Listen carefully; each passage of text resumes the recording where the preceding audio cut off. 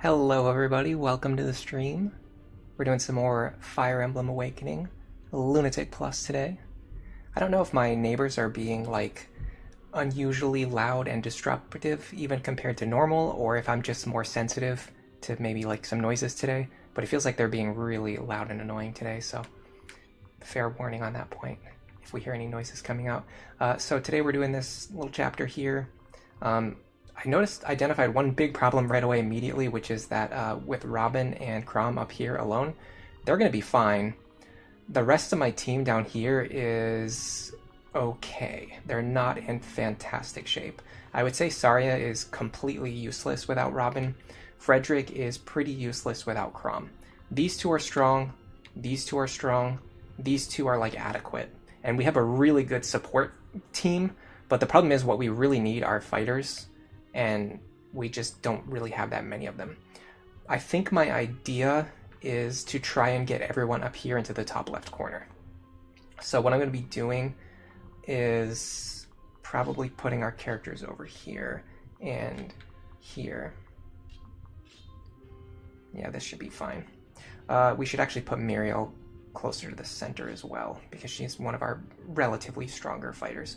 So my idea is, instead of trying to fight the enemies down here, let's try to just get up here to the barrier. We can have Chrom and Robin kill Validar as quickly as possible, and then just have everyone grouped together up here, so we don't have to deal with this nonsense. How far is Laurent away from starting Vantage crit sweeping? Where is that guy? Here he is. So we have Vantage. We have... hold on a second, I gotta switch over to my other control scheme. We have Vengeance, we have Vantage, we have Tome Fair, we have Magic +2, and we have Focus, and we have a partner, which is Morgan, who's giving us +10 crit. And soon she'll be giving dual support plus, although not really that soon. We're still actually pretty far away from level 15 Valkyrie. By the way, quickly before we start, there is something I want to show you guys today. Oh, by the way, you know what's really crazy?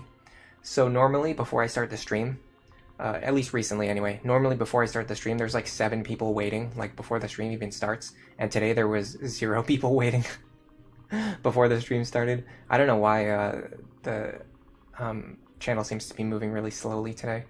Could just be like a weird thing, like weather or season changes or something. But I don't anticipate we're going to get a lot of views or activities on today's stream, although I could be wrong, but who knows. Anyway, what I want to show you guys is... Hello, ADS Maximus, welcome to the stream. Yes, so... dun, dun, dun, da, da, da, da, da.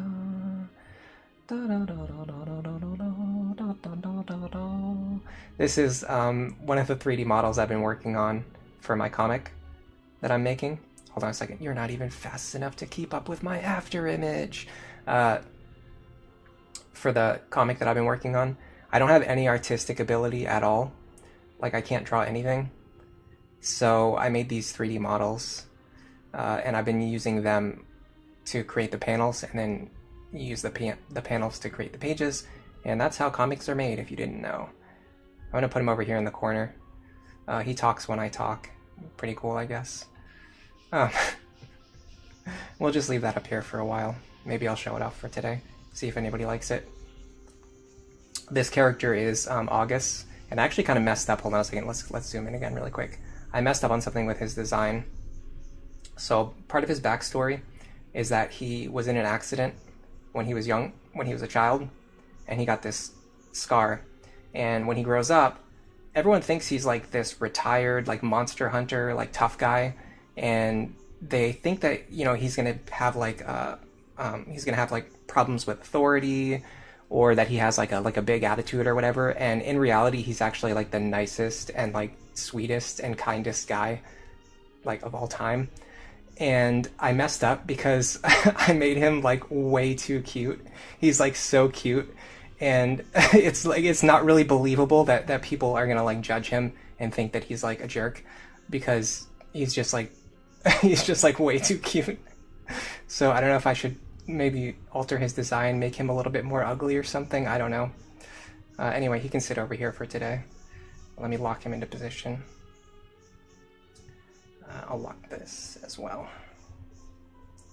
You get locked into position right there, and we will start playing some Fire Emblem. Red Watcher says it seems really good for the first one. This was actually like the 5th or the 6th one I made. I've made, I think I made 14 models already, and I have to make a couple more. Idios, you said it's surprisingly effective. Yeah, it's pretty good.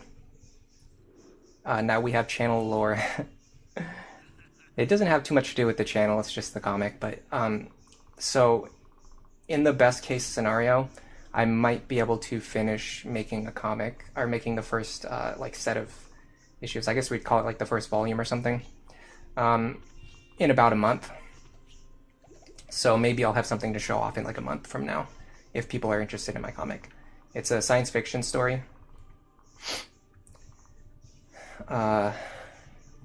With a lot of like adventure. Well, it has some adventure elements, but actually what's pretty unique about it is that it's really focused on slice of life, comedy, and even like romance. It's like if you take this idea of like an adventurer's guild, and instead of looking at all of the times when they're out like fighting monsters and doing quests, if you make a story about the things that they're doing when they're just like hanging out in town, like in between quests. And I don't know, I thought it was an interesting idea. We'll see if it's enjoyable, if anybody likes it or not. Yeah, so this was what I was worried about. My team at the bottom is like not strong enough to kill anything. Like there's nothing that there's not even one enemy here that we can kill. We're gonna have to like dogpile one enemy and see if we can figure something out. I don't know what, but like just like anything. Yeah, gosh, these guys reach so far too. Like even in the best case scenario, like let's say we can kill all 3 of these guys somehow. How do we get to us? Like how do we find like a safe place to stand? Like maybe we don't necessarily need to kill him. Oh, by the way, we can't use rescue staff. Yeah, this makes it even harder. We have to get rid of all of these guys, and we can't even use rescue staffs. Like, this is nuts, guys. This is crazy. Who came up with this? I just want to know. I want to know who came up with this. I don't understand why why you can't use your rescue staff. Like, why did they have to make it so you can't use your rescue staff? This is just the worst idea ever. Anyway. If I use the Brave Lance, I can kill this guy. Yeah, so, okay, so this is actually a good jumping on point. One of the ways that you can kind of get through these really difficult last few chapters is if you happen to get any Brave Lances or any Brave Weapons at all from Anna, you can use those, or you can use the legendary weapons because those give you a nice little power spike. Like 44 damage is a lot of damage. It would be better if Cordelia was stronger, but we haven't really trained her. We've really hyper focused on Robin this run, so a lot of our other units are pretty underwhelming. But anyway, the point is, people don't use these legendary weapons because they're afraid of breaking them. But the reality is, you just need to use, like, this is actually the best time to use them because you can't get any better weapons right now.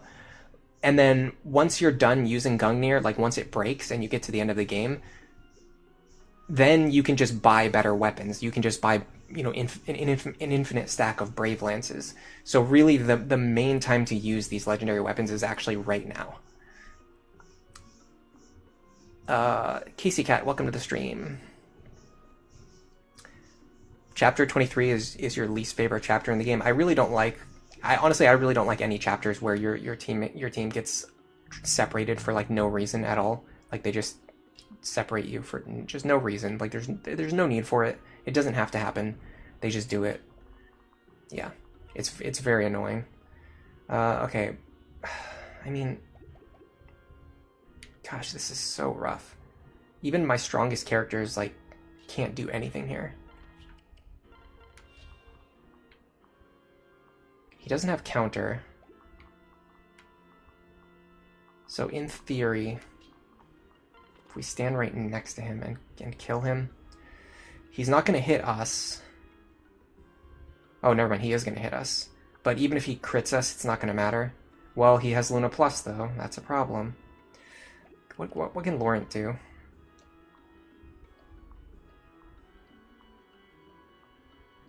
Lord can't do enough damage. I wonder if I should have given Vol Flame to this pair. Yeah, he has Aegis Plus, which is going to completely screw us over. So we should probably go with our highest crit rate. Of course he gets Vengeance. Oh, it's interesting that if he procs Vengeance, though, that stops Luna Plus from triggering. Yeah, I know Rescue's disabled until you kill Validar. It completely screws you over. It's so unfair and stupid. It's really, really, really, really stupid. It's just such a baffling decision. Okay, so the two people that Cordelia can kill both have counter. We've been here before, haven't we? I'm just gonna play this out. I'm just gonna do like one attempt where I just like play it out and just think like what does our current, you know, combat look like? So this guy's gonna do 61 damage, minus 30 defense. He's gonna deal 31 damage. Morgan will survive. So Morgan can fight this guy and possibly kill him on enemy phase. So in that regard, we're in a pretty good position. We've accomplished our stated original goal of moving our team up here into the top left. Now we have to actually succeed at getting the people out of here. And also for them to not be in range of enemies. One thing I'd like to do is this.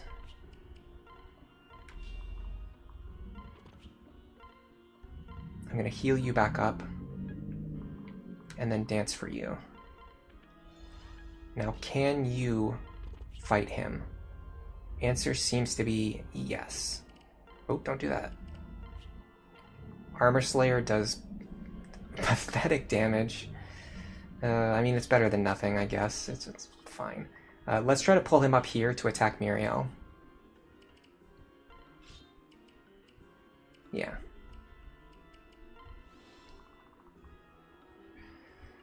Now, I just need to get my staff users, like, away from all of the enemies.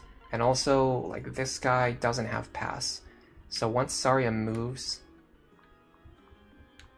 he's actually going to be threatening these squares up here. So we have to be a little careful about that. Let me just pair her up with Frederick. There we go. Now we can actually see where the enemies are attacking. Okay, so you two...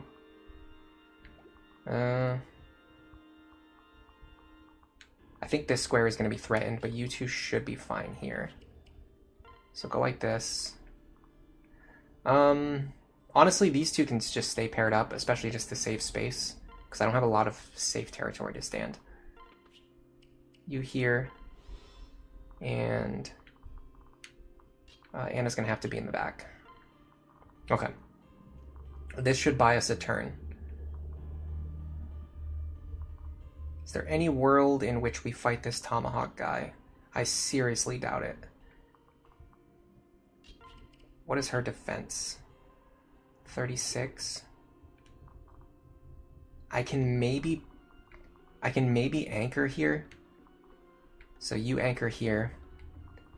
And then Tomahawk would come over here. My only concern is that I think the enemies, in groups of two, they will coordinate their attacks if they see lethal. So let me calculate something. 69 plus 61 is 130. Minus 36 is 58. They actually won't see lethal on her, so I think anchoring might work. The only problem is he might prefer to attack a character who's locked to a 2-range weapon. If he sees that he can do that. I'm not 100% sure. Sometimes it seems like it varies from enemy to enemy. Like sometimes they're pretty judicious, and other times they're just like very discerning or careless. I mean, this should be fine. Alright, let's see what happens. This is probably not the winning attempt anyway. Okay, so the anchoring strategy does work. Ooh, 2 damage. Long coup, wow. That's amazing. Oh, nice guarding, though. Nice dual striking. Okay, here we go. Now we need to kill Validar and get rid of this barrier and also allow ourselves to use rescue staves. I can very easily one-shot him. Is there any way that Chrom kills him? The answer is yes. Not only does he do it, he does it very easily, which means we can get Robin involved in the action this turn. Hello, Mr. Bushranger. Welcome to the stream. Idius Maximus. The crit and dual strike chances are very load-bearing. They help a lot, but what's interesting is that the way Awakening is designed, your crit and your dual strike chance is like usually pretty high, especially if you consider them together. Like your crit chance plus your dual strike chance, there's a very high chance that something will happen, like something will go your way. And if you think of the game that way, it's not as deterministic in some ways, but you have a lot of advantages you can work with. Anyway, let's do this. Imagine if you don't train Chrom because you didn't like him as a lord, and you also don't train Robin. Would you get soft-locked? If you watch my Christmas Cavaliers video that I released very recently, I actually had that happen. I didn't use Chrom or Robin very much, well, at all really, for the entire run, because the run was focused on Stahl and Sully. Sorry, hold on a second. Oh god. Oh yeah, that's right. Yeah, the barrier breaking always causes the game to lag. I was focused on using Stahl and Sully, and so I didn't use Chrom or Robin very much at all. Get over here. Sorry about this, guys. Okay. And as a result, my Chrom was actually still base level. And a base level Chrom, if you give him basically every single stat booster and a max forged weapon, he can actually fight Validar. It takes him a bunch of turns, though. So that was pretty amusing. Anyway, let's see if there's any possible way that we can now actually transition this into a winning attempt, or if we need to figure out a different strategy. I feel like our biggest problem right now is that so many of our characters are stuck down here alone. We actually might need to do some kind of low man strategy for this chapter, because we're just so blocked in here. I don't see how we could get away. I don't see how we could escape effectively. That's not going to work.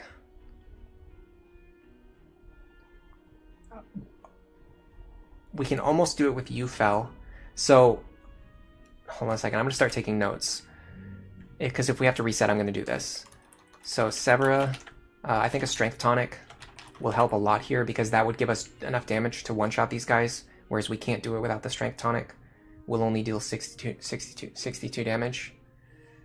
It's very unfortunate.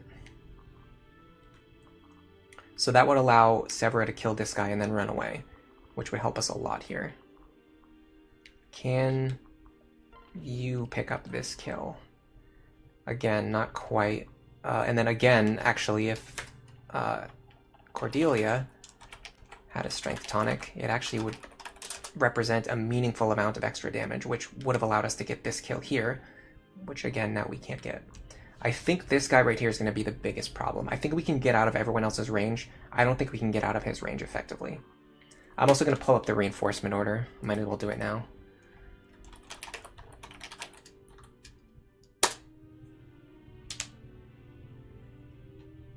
Did you guys hear me crack my knuckles?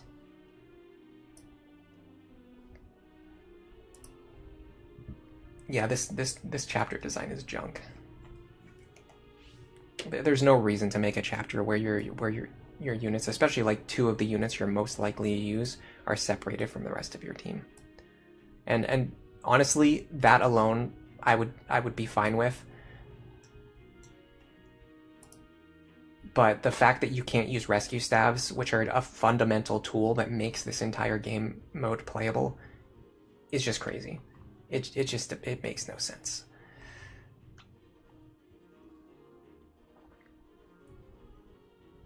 No dot. You're wondering if this chapter soft locks you. No. Granted, I was playing on normal mode, but if you on normal mode, if you give Chrom every single stat booster that you collect in the game up to that point, he can defeat Validar. And I think on higher difficulty modes, it's probably impossible. You probably have to plan for it with either having a viable Chrom or a viable Robin. I do like the fact that our Chrom can do that alone, and now we can use Robin for something else. That is very, very, very meaningful. That's going to help us a lot here.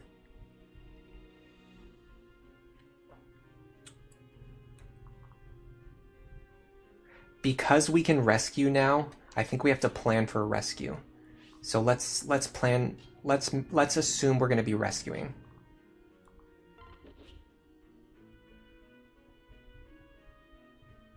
How does that look? How does the rescue plan look?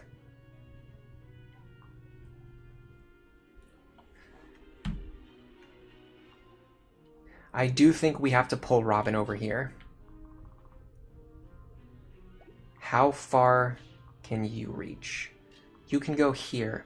So if I can pull Robin to this square... The problem is that's not close enough. We want Robin to be able to go... here.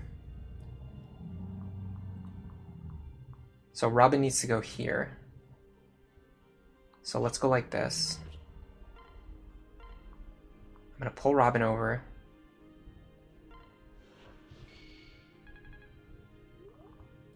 Now you deliver Robin's partner. Now you go over here. Okay, I'm very happy with this result so far. We can double. We can kill him with the Wind Tome.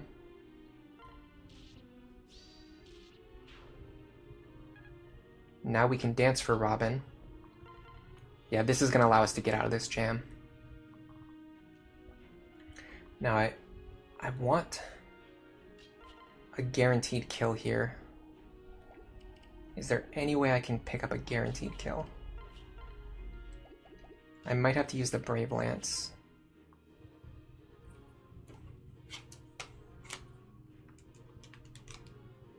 The Brave Lance can do it.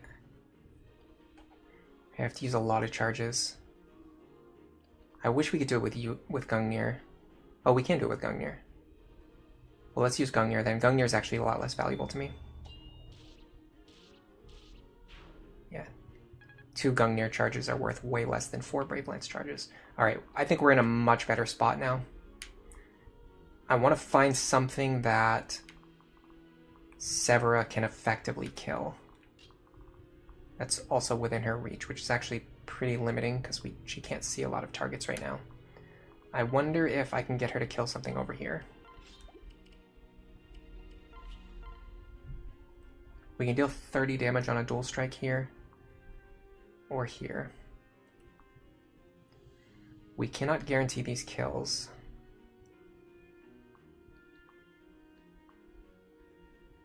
Um,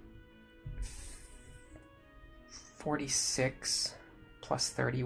We can kill him if we get 1 dual strike, but we also need to not get hit with Nosferatu here, or not let him get any Nosferatu healing, which limits our options a lot.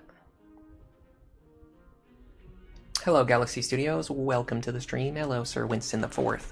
Nice tie. Thank you very much. This is a model that I created for a comic that I'm working on. I just wanted to show it off today. How's everyone doing today, by the way?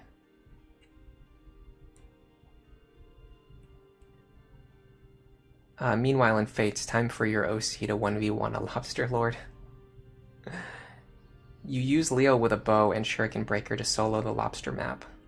Hold on. 1 second, guys.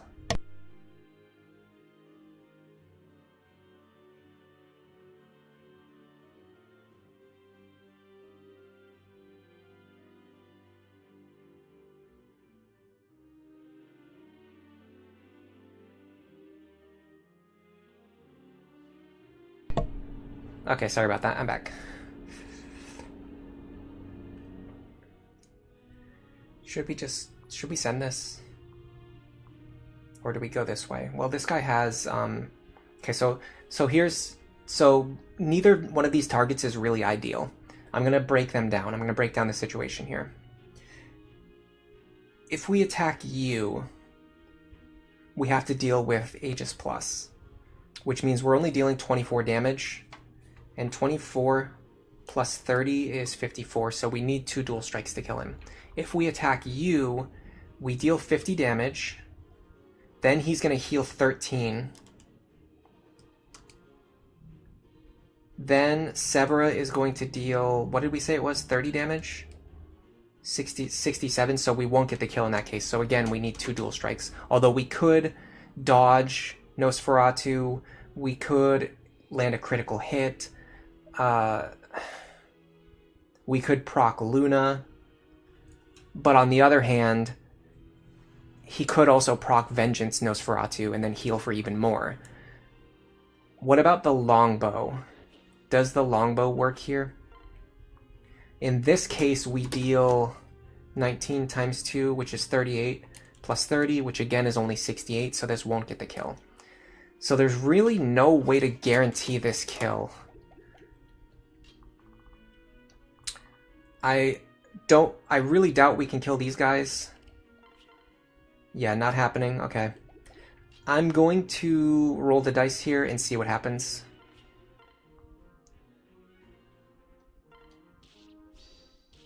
Worst case scenario, of course, yep.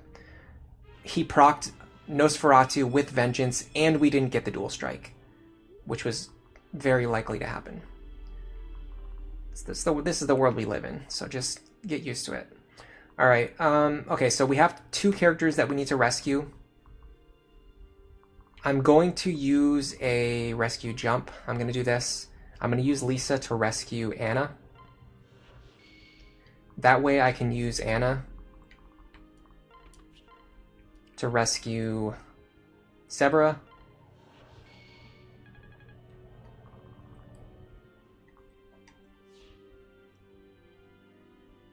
I can use you to rescue Maribel, and then Maribel to rescue Olivia. I actually want her to be over here. Now we've got one thing to figure out, and that is, what are we doing with Morgan and Laurent? Unfortunately, this guy having counter means we're probably not enemy phasing him, although perhaps I do it with Nosferatu. So if we use Nosferatu here, no, again, the problem is that he has exactly Aegis Plus with counter. You're having a relaxing Saturday so far. Me too. I woke up very early today, but I'm still very energetic in spite of that. The big problem is that it started raining, or not, I don't know if it's even raining, it's just making like weird, like slushy, snowy sounds outside. Probably maybe like 30 minutes before the stream started. And I am extremely sensitive to the sound of like rain, snow, slush, anything like that. I will fall asleep like almost instantly if I hear the sound of rain. So I was worried that I was going to be pretty tired. But I did some squats, and that kind of brought my energy levels back up. No Dot, you're doing all right. That's great to hear. Galaxy Studios, you're doing all right. Perfect. Everyone's doing all right. You finished a mini run of Conquest, built around getting as many Wyvern Riders as possible before Chapter 10. Sounds fun. No Dot, you're about to eat lunch. Oh man. I have, yesterday we had burgers for lunch, and I ate like half of mine. So I have like half of a burger sitting in the fridge right now. And I knew that if I ate it before the stream, I was going to get really sick. So I'm saving it. I'm going to eat it after the stream, and I'm going to get sick after the stream is over. Because it's worth it. I love eating burgers so much. Like, they pretty much always make me sick. I just continue to eat them anyway. There's something seriously wrong with me. You have counter as well. I mean, of course you do. Why am I even checking? Of course they have counter. Of course they have counter. All right, I'm gonna do this. I think this is my idea this turn. I think what I need to do is clear as many enemies with counter as I can this turn, which necessarily means 1. It means I can clear one enemy this turn. But this puts me into a better position for next turn. Now, Who is targeting that square? It's just you. In that case... Actually, let me check a couple of things first. I can fight you. I cannot fight you. Okay. So we can't stay over there. So let's just do this. I'm going to rescue Robin into this position so that he can enemy phase one additional enemy this turn. And this turn was really all about restructuring the formation of our army so that we're better prepared to fight next turn. And next turn, we're going to be in a really good spot. You two, just get over here. Nice dodge. Oh, by the way, she has a bronze sword equipped. Don't ask me why. There's absolutely no reason why that should be the case. Okay. Borgor. It's got honey mustard, onions, lettuce, no tomatoes. I hate tomatoes. The one thing, so Millie is like the least picky eater that I know. She will eat almost anything that I put in front of her. The one thing that she does not like is tomatoes, which is really good because I hate tomatoes. So we have that in common.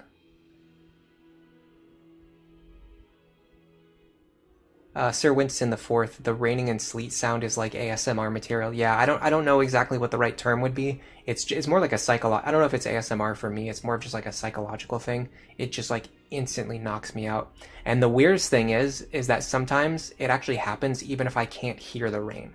Like it will start raining and I don't even know that it's raining and I get tired and I fall asleep. And then I wake up like 3 hours later and like once I wake back up, then I can hear the rain and I check the weather and I'm like, oh, it was raining today. That's why I was just like unconscious. It's so weird. It might actually have to do with like the pressure or something, like because I think rain is caused by like change in pressure. I don't know. I'm not a weatherologist. I'm not a weatherist or a weather wizard. So I don't know what causes rain, but maybe like the pressure or like the atmosphere that causes the rain is actually what is actually the thing that makes me fall asleep. That could be it. I don't know. I don't know what it is, but I just can't handle it. It just destroys me. Okay, these guys both have counter. This guy has counter. Come on, man. Does every single one of these guys have counter? You have counter. Robin can kill you, but man, Robin has a very limited number of actions they can take on any given turn. Let me see if there's anything that... If there's like an enemy type that Severa can fight effectively. Okay, she does okay against these guys. Again, man, I wish I could just get my damage a little bit higher. We're gonna have to rely on dual strikes anyway. Am I using Gungnir charges here? I think I am. It's what is it? 2 extra damage? No, it's actually a lot of extra damage. It's 8 extra damage. I think that's worth it. Well, I mean, do I actually need it? 24 times 2 is 48. We need 21 damage. Okay, we can do it with the Silver Lance. Again, we really, really need this dual strike. So one of the problems with parent-child teams, like dual support teams, is that you can only get that A rank, and you're missing that extra little bit of consistency on your dual strikes. Because our dual strike chance right now would be 79 instead of 69. And, you know, we're attacking twice, so that's 2 chances. It just makes us that much less likely to hit these dual strikes. But we got it. So, okay, so that's one guy down. One guy with counter. We got rid of him. I would like to get rid of you. I'm wondering if maybe... If Muriel can do it, that would be fantastic. Her chances are good, but not guaranteed. So what we're going to do here... it's actually not even that good. We're going to deal 64 damage. If she doesn't... Oh, hold on a second. If we stand here, we can boost our crit chance. Very high, in fact. We can get our crit chance up to 30. This gives us 2 chances to crit. I doubt Long Ku's getting anything done here. It actually might be better to use the Levin Sword, in fact.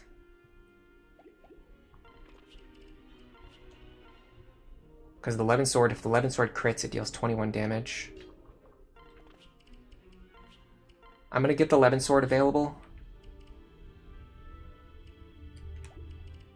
So we can deal magical damage. No, we're going to do less damage because we're not going to have the Muriel pair up. We're going to deal 8 less damage. Which is actually 0. So yeah, the Levin Sword actually deals 0 damage. So we'll use the Armor Slayer. If we crit, it deals 6 damage, I guess. We're really hoping for Muriel to crit here. If she doesn't, we can have a Gale Force attacker pick up this kill. Okay, that's really good.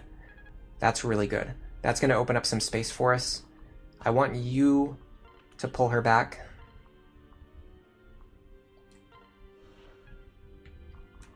So we don't need to worry about that character at all. We're done worrying about them. Now, Cordelia is not going to be able to fight anything that has counter. So let's just use her to get rid of a difficult enemy that doesn't have counter. I guess it would be you, but I doubt she kills you. I mean, we can find out. No, because he has Pavis Plus. If he didn't have Pavis Plus, we could do it with Gungnir. Excuse me. Okay, what about you? We're not fast enough. What about you? Rexcalibur, we cannot fight Rexcalibur. There's just no good targets for us. The enemies just have the perfect combination of skills. You're wondering who is Tokyo drifting outside? I don't know, they just love making noise. They absolutely love making noise, especially when I'm streaming. It really is their favorite pastime. They enjoy so much the act of just making as much noise as possible. I'm wondering if this is actually the play. And we hope for dual strikes. I mean, we're going to deal 30 damage. No, she's not going to deal 40. Maybe it is... Where do we go? Where do we send this attack? I honestly don't know where to attack right now. There's no good targets for Cordelia. She's just not quite strong enough. I think I have to set up a sweep with Robin, so I can open up some territory this turn. Can Laurent fight you? That's a good question. The answer seems to be a resounding no. We could do it with Arc Thunder. No, we couldn't do it with Arc Thunder because the combined damage from his attack and our attack, reflected damage, will be too much. What about Morgan? Again, no, we're dealing too much damage.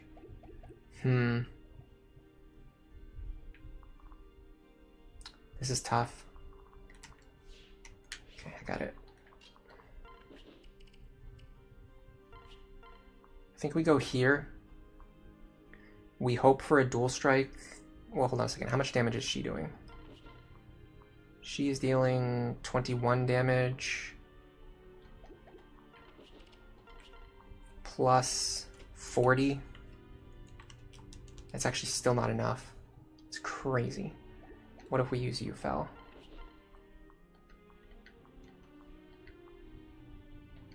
It's actually not that much more powerful than the Silver Bow. It just makes you a lot faster. Red Watcher, you're laughing about my my Lonzu with 13 strength. Look at this guy. In fairness, we haven't really leveled him or trained him very much at all.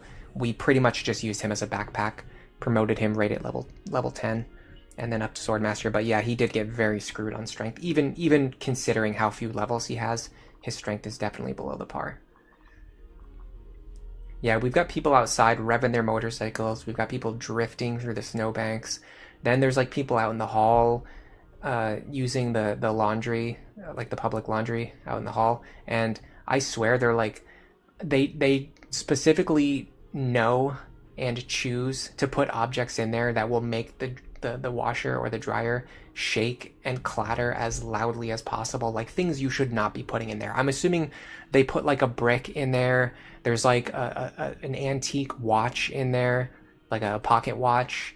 There must be like a baseball in there. Like I don't know what they're cleaning in addition to their clothes, but it's something that rattles around and makes the most outrageous amount of noise that's ever been made really in the history of humanity. And I guess that's just part of their their identity. It's what makes them feel like they're good about themselves.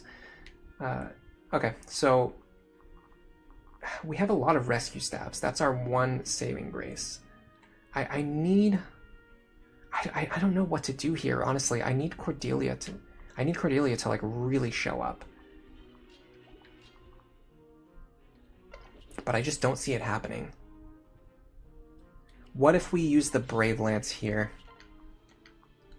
I think we have to do this. This will be 56 damage, and then we just need one dual strike to seal the deal. Okay, that saved us a lot of Brave Lance charges too. That dual strike did. Okay, that is going to open up some more territory. It's going to get rid of a guy that could potentially be annoying on a future turn.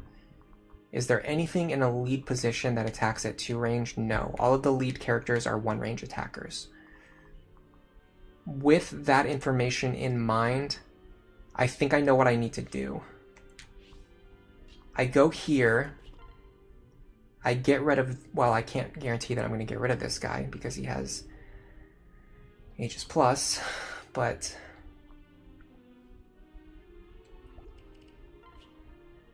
Oh, she has it's actually a tree branch. It's not even a bronze sword. I equipped her with a tree branch. Why did I do that? I remember doing it too. She can deal a lot of damage with Katarina's bolt. Let's do Thunder. Get you into the lead. Okay, so I'm gonna try something here. Flux is 53. I think I'm gonna do Ruin. Good. My god, he survives a crit. That's insane. Now we dance for you. Now we need to rescue Olivia back to safety, which we can do. No problems. I'd like her to be near the edge, though, so she can participate. I love having a bunch of rescue staff users. It's so effective. They put their steel-toe boots and their car keys in there. Yeah, Brave Lance. This Brave Lance that we got is a huge buy. If we didn't get this, we'd be in a much worse position right now. I honestly think like getting like a Brave weapon, Anna showing up with a Brave weapon at at any point in time before you get into these end chapters can make a huge difference, because as useful and as good as the legendary weapons are, the Brave weapons are even better, and you're seeing it already. The Brave weapons are best in slot. The legendary weapons are honestly trash. Just let them break and just throw them in the garbage where they belong. Just replace them with Brave weapons later. Alright, we've already confirmed that we can't fight this guy, so we have to stay out of his range. So here's the question. How many characters can we reasonably sweep here? I think the biggest issue is going to be him. Let's assume we're fighting him. So we're going to get rid of you, and then we're going to fight 54 plus 50 with Luna, of course, plus 69 plus 64, and this guy has counter. So keep that in mind. We're going to do minus 37, minus 8. We're already down to just 102 damage. Then we're going to use half of our resistance stat, which is something. It's why am I bad at math? It's 18. So that's 84 damage. So they can kill us no matter what we do here. We need Nosferatu. I do not have an... Why in the world do I not have a Nosferatu tome? What was I thinking? Oh, this is going to cause a lot of problems. I can't get one easily. And also do what I need to do.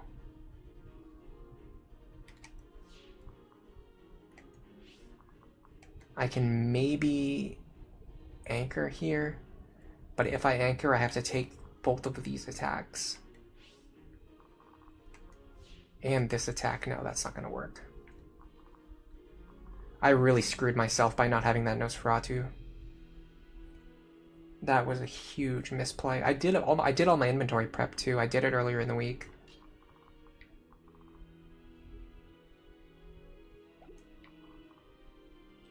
It's not turn 4, is it? No. I really need to sweep as much as possible this turn. We got really unlucky with enemy skills on this attempt, by the way. I think almost every single enemy had the worst possible skills. Saria has the perception of reality alternated, and the legendary wand of forest curses. She has a stick. Winston says rats. Fire Emblem has been weird with legendary weapons for a while now. In Echoes, they're random drops. In Engage, they're tied to the donation system. In Fates, they all have major drawbacks. Yeah, at least the ones in Awakening are good. I'm not saying they're bad. They're actually good. But they're just, like, they're not the best weapons. And so if you just allow them to break and then just replace them with something better, that's honestly a better thing to do. Okay, so let's assume we have to stay out of his range then, which is actually not that hard. If we do this, we can get rid of this guy, hopefully.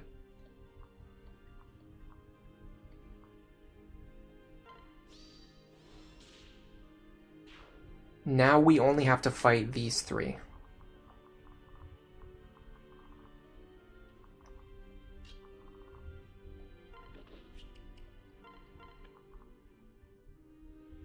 Three Houses and Awakening have the most normal ones. The legendary weapons in Three Houses are pretty interesting too because of how they're just like so tied in with the lore. Ooh, good use for a physics staff here. I need to figure out how to get a Nosferatu tome into Robin's hands as soon as possible. The answer is I have to get one into Olivia's hands because Olivia will be dancing for Robin. The problem is she's in a position where I can't pass her any items. God, I really screwed myself. The other good thing is we'll have Basilio available next turn to rally strength. That's going to help Severa and Cordelia a lot next turn.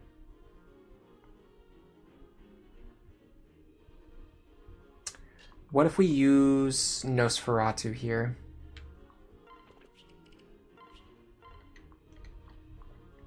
We're going to take 39 damage. Where's my calculator? We're going to take 39 damage. That's a lot. 14. We're going to heal 19. Then we're going to deal 38 to ourselves, and then we're going to die. No, we can't do this even with Nosferatu.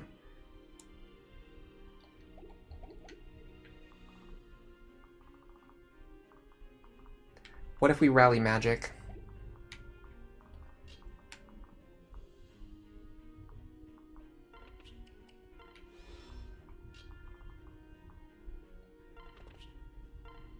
You know what I should have done instead of rallying magic there? I should have had Morgan kill this guy and then rescued with Lisa. I don't know why I didn't think of that until it was like 1 second too late. Well, back to the original question. We're going to deal way too much damage to ourselves. In this case, again, the same thing happens. We take too much damage from his attack. But yeah, what we should have been doing is attacking at 2 range and then rescuing to safety. That was a misplay. Huge misplay, in fact. But at least we can get some heal staff experience. Alright, this turn is not going to be pretty.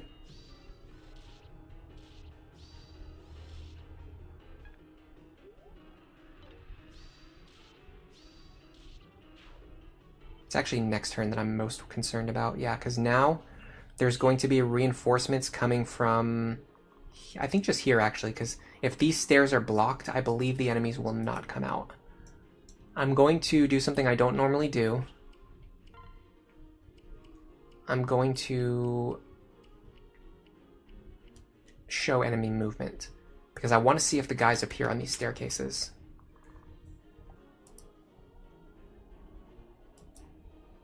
I'm pretty sure the enemies won't appear on these. Well, hold on, I have to actually check. Centermost eastern stairs. Oh, never mind. We're actually spawning from these stairs over here anyway. So we've got a turn where we can just relax a little bit.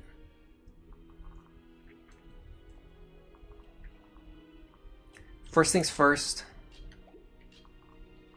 You here.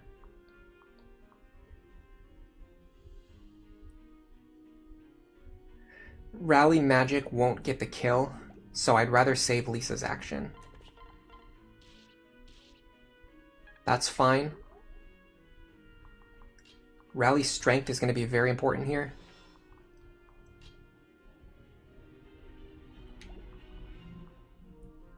Am I planning to fight anything at 2 range? Possibly. I might have to fight this Tomahawk guy.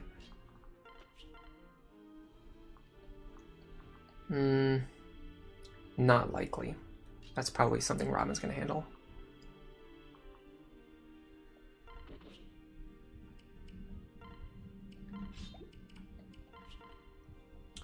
With the damage from Muriel, we can grab this kill, trigger Gale Force.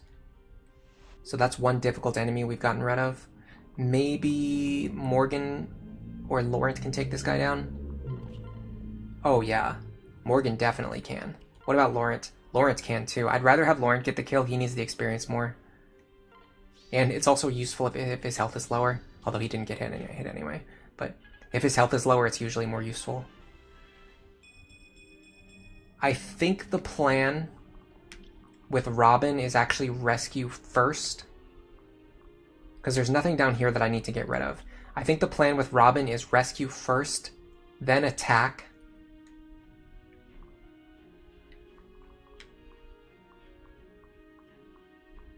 I have to rescue them to a position where, no, it's actually attack first and then rescue. Go here. I can't guarantee this kill, but I can use a Ruin Tome. Got it. Now I think Olivia can reach him. Just barely, okay. So now we dance. Now we can either rescue or attack. Either one is fine.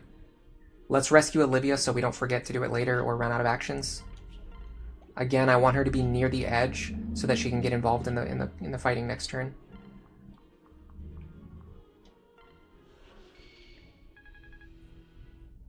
Although she's still pretty far away, but she's as close as we're going to be able to get her, I think. Reasonably. I would really like to get rid of you, but you have a very, very problematic loadout. If Cordelia attacks you at 2 range, you're going to shoot her for 61 damage. If Cordelia attacks you at 1 range, she's going to hit herself for counter damage. Is that fine? I mean, we can take 38. The second attack will kill him. Dual Strike saves us Brave Lance charges, which is very good because we need those to help us get through the rest of this game. Okay, who's the most annoying enemy of this group, of this formation? Right now, I'm looking at you. And you. You can be enemy phased very easily.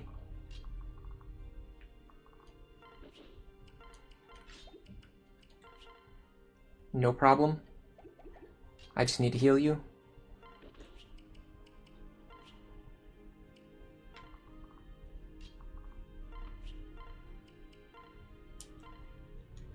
%1 crit chance, I'm fine with that.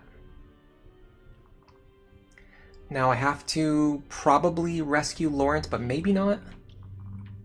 Laurent is actually only in range of one guy with a Ruin Tome that he can definitely fight safely. Well, I say definitely. 44 minus 32, 8 damage. Yeah, even if he crits me, I survive. So I will actually leave Laurent right here.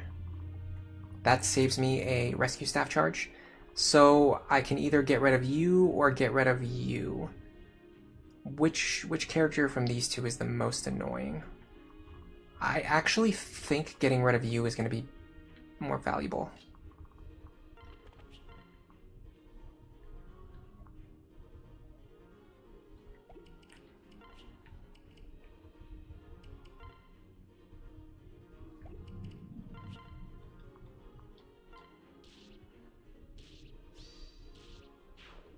The map isn't so bad now. Like from this point till the end of the battle, it's not too bad. It's actually a pretty decently designed fight at this point. But the stuff that we have to do to get here, and the fact that our entire formation is like unbalanced and out of whack, and the only reason we're so off balance is because of like the bad like map design, is pretty annoying. It's pretty frustrating. I can ignore you. I can ignore you. I'm a little worried about you. Because I want to drop Robin in a position where they can fight a group of enemies, and I'm pretty sure Robin can fight all three of these.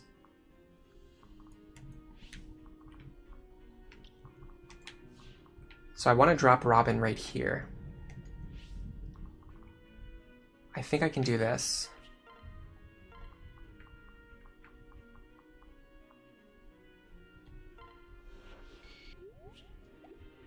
Then we pull Lisa back over here.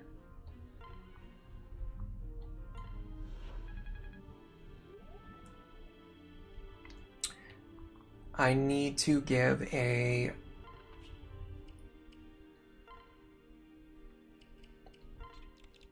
Nosferatu tome to you, so you can give it to Robin next turn. Okay, so Robin should be able to clear 3-ish enemies. Laurent will clear 1 enemy, and Severa will clear 1 enemy. Then next turn we got a bunch of stuff to worry about. Frederick, you're fine. Just hang out here for a moment. Flavia, I wonder what would be the most valuable thing to do with Flavia. She might be able to fight, honestly.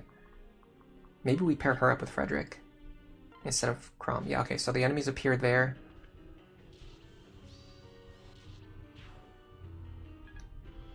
This is the turn where I'm curious to see how the enemies are going to spawn on these staircases. That absolutely pointless vengeance proc. Alright, if we can get this kill... If we could have gotten that kill, I would have been happier. Because now we have to find a way to remove him next turn. God, that did a lot of damage. But we're fine. We're gaining levels and we're gaining stats fast. I feel like by the time we get to the end of this battle, we're finally going to catch back up to the enemy quality. Which, as of right now, is a little bit overtuned. Not necessarily from a game design perspective, just for our specific team to handle. Alright, so if we can hold this position, here's what I'm concerned about, these staircases. Now, unfortunately, the stairs aren't blocked this time, so they're going to spawn either way, so this doesn't help me with the information that I wanted. But we know there's a sorcerer here, and a berserker here, and a hero here.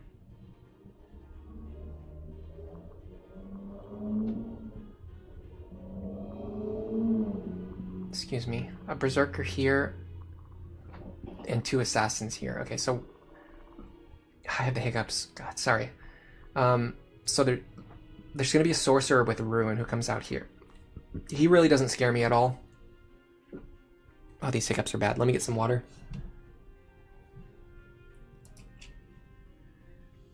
Sir Winston, brave weapons are so cool. Yeah, I love them. They're powerful, but they're also really cool, really interesting, the way that they work. The sorcerer has Luna. Is Severi going to be fine? Yeah, she was fine. The only risk was the 1% crit chance.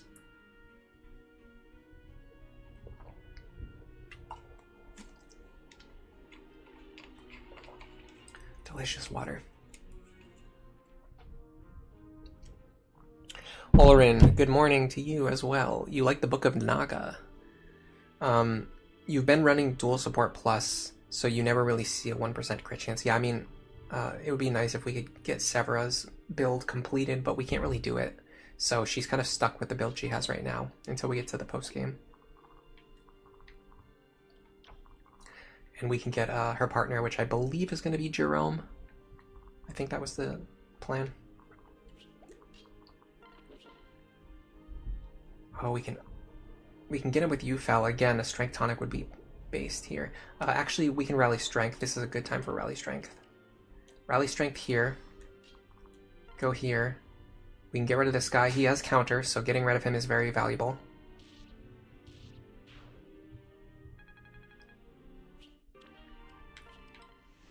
Now, Robin could probably enemy phase you. What do you deal? 51 damage? Minus 43.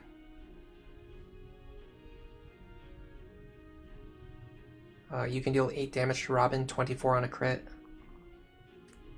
You are a problem. You are a nuisance. You are a creature that I have no desire to interact with in any way, shape, or form. How do I get rid of you? Is this a good target for Muriel? Yeah. Well, no, her damage is not quite high enough. Rally Magic will secure this kill, so this is a good use for, or a good time for Rally Magic. It will limit my number of support actions, but I think I'm okay with that. Oh, by the way, Lisa needs to use a second seal. Was that true before this fight even started? I think I missed that when I was doing my prep.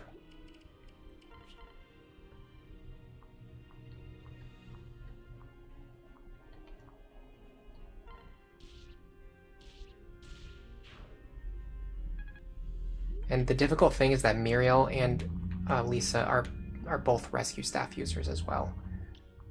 Okay, so we need to do 3 rescues now. We have we have 3-ish available. So let's start working on these rescues.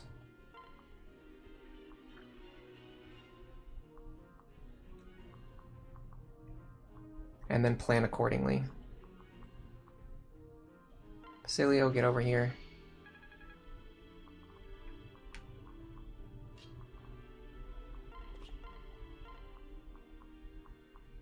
Muriel, get over here. Oh, was it only 2? Am I missing someone? Okay, that's actually good, because it means we can rescue Olivia, which is something I want to do. The problem is I can't get into a spot where Olivia can do what I want her to do. Maybe I can figure it out, though. Yeah, not really. Honestly, this would be a good turn for Robin to sweep, but we don't know what's coming out of here. What if we stay just out of his range? Okay, so let's stay just out of his range and focus on clearing enemies.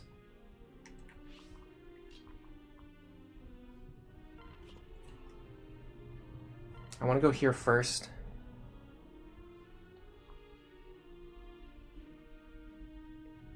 I think I need to ruin here.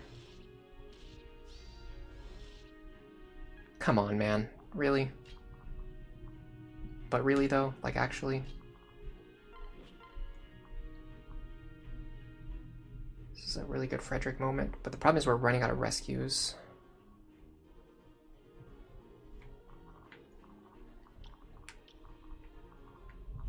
What's your range? 5. If I rescue her, she's gonna get dropped here, which might be fine.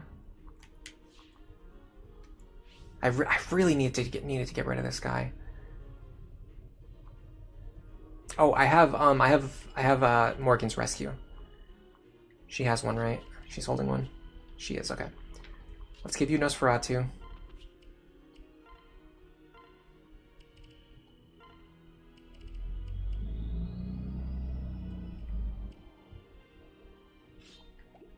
Dance for you.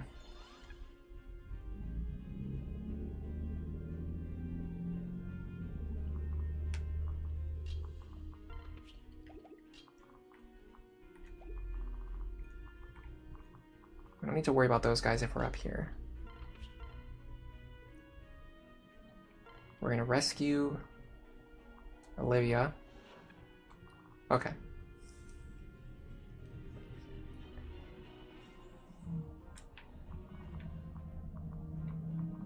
One, two. This guy is, let me confirm his identity again. He is a berserker. He drops a silver axe. He's not holding a tomahawk, is he? No, he's holding a silver axe and he drops a silver axe. Okay. So he can go 1, 2, 3, 4, 5, 6 here. Actually, Robin's exact position is where I want them to be. That's good to know. Then we sweep all of these guys. Although in an ideal world, we'd find some way to help get rid of some of them, but I don't think that's going to be an option anymore. I think we're just kind of trapped over here. I don't think we're getting anything from Cordelia either. There's nothing here that she can effectively kill. Especially not safely, especially not on low HP. She's on 19, yeah.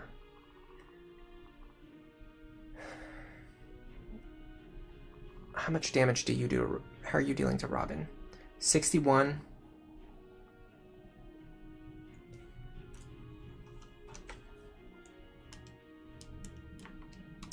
You're dealing 16 damage to Robin. Frederick's action will save us 16 damage.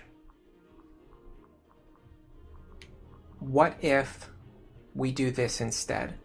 This saves us a rescue staff. And it still clears the enemies that we want to clear. And it gets experience onto Laurent. And it keeps Frederick out of harm's way.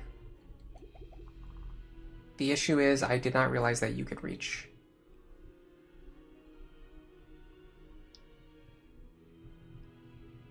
Is that okay? You're gonna have to switch to your bow, which probably has more damage, honestly.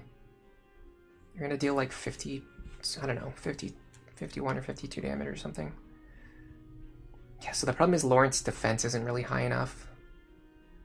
The best thing we have going for us is Vengeance, which might save us here. We can also switch to Nosferatu.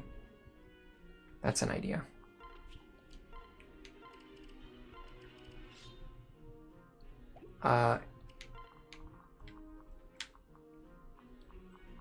Yeah, Crom is out of range of the sorcerer. Now Robin stays here, kills this guy. I don't think Robin needs to use Nosferatu to survive. So I'm just going to use Flux.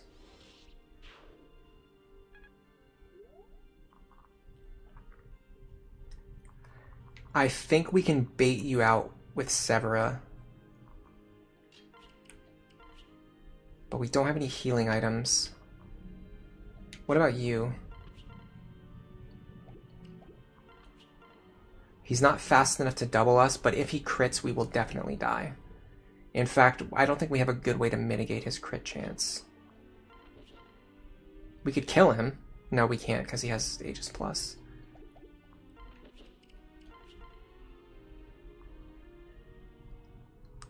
If we didn't deal counter damage to ourselves, we could get rid of him with Cordelia and then bounce away, but our health is too low. Alright, I think we just have to do this. It's very frustrating.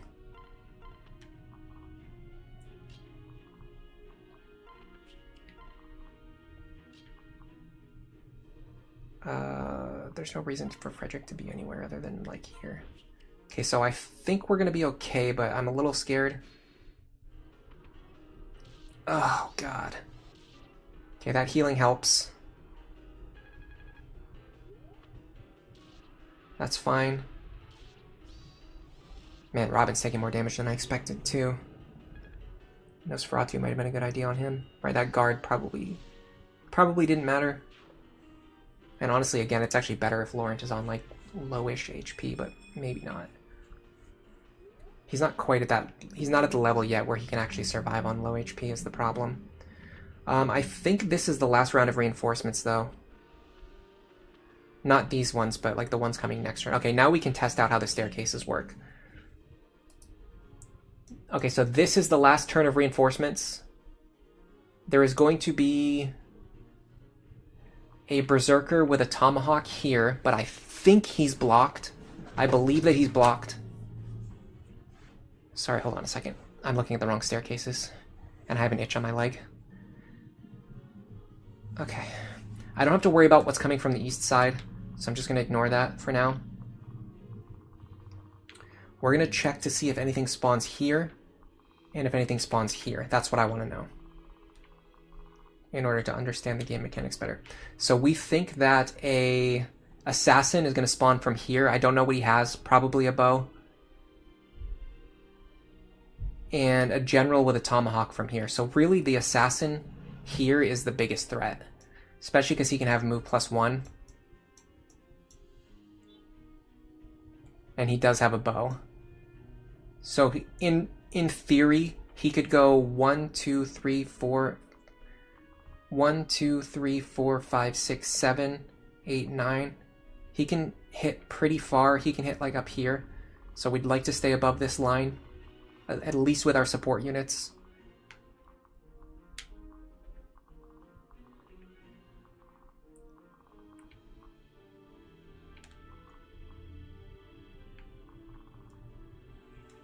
Can I get some healing?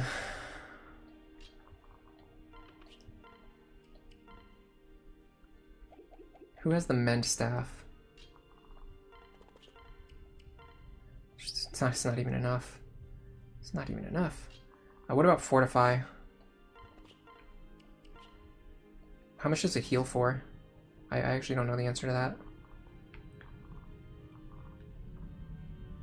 Fortify would be really nice because I could heal both of these characters with a single action, and they both need to be healed. The problem is, old Maribel doesn't really heal for that much. Kunai Cat asks if Flavia and Basilio have Lunatic mode bonuses. Yes, they do. Let's look them up. They're actually very, very strong. If you compare like Basilio and Flavia's stats to like say my like Lonku, my Frederick, characters I've been using Frederick for the entire run. Basilio completely mogs him in like every single stat. He's extremely strong when he joins, and he comes with rally strength. He's absolutely worth deploying every chapter from the time you get him until the end of the game. And Flavia is less useful just because her stats are good, but she doesn't really bring any utility. And by this point, you might have better combat units, so there's not really a reason to slot her into your team. But the value of rally strength and then having it on a unit who can actually hold his own in combat is quite good. All right, I'm looking at the base stats right now. So just for example, Flavia, in normal mode, she has 48 HP, and in Lunatic mode, she has 58 HP. So she gets an extra plus 10 HP. She gets plus 6 strength in Lunatic compared to her normal mode. She gets a huge speed boost. She gets plus 7 speed on Lunatic mode. Crazy. You would rather get rally strength earlier than getting him with Basilio. Yeah, I mean, obviously I'd prefer to have it as soon as possible because it's really good. But if you can get it for free and you get it here and you don't have it yet, it's worth using. You got an early rally strength on Vake. That's something I've always wanted to do. I actually think like people, so people have appreciated Vake. He is a very appreciated character, but people really put him into this niche of being a hero and a soul tank. I actually think that getting him into warrior as soon as possible might be better because of how good bows are and how good rally strength is. Yeah, their stats are pretty crazy. You're not wrong about that. I'd like to clear as much as I can this turn, so I'm not getting overwhelmed next turn. Let's fortify. I think fortify is a good idea here. The question is, should we have Lisa do it because she has heal touch and significantly higher magic? That is a genuine consideration.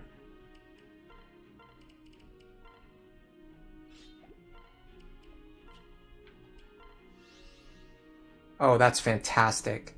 She healed them for a lot. I don't know if it's enough.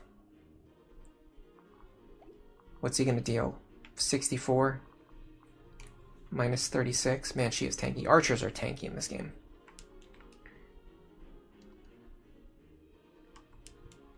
Ah. He's gonna deal 28 damage, so she can survive now. She will double him.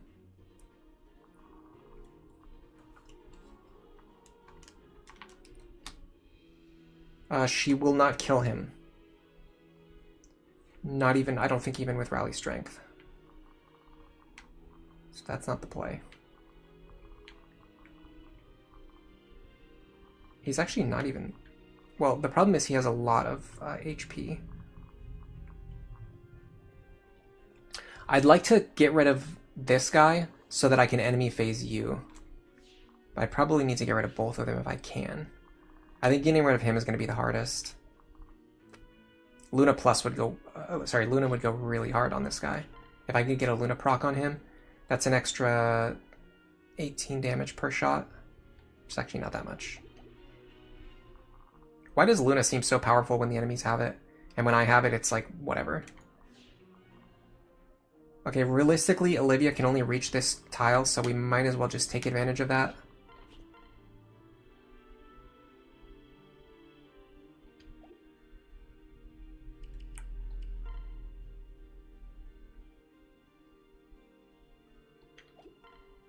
I'm kind of wasting this Forged Flux Tome, but at the same time, it's not that expensive.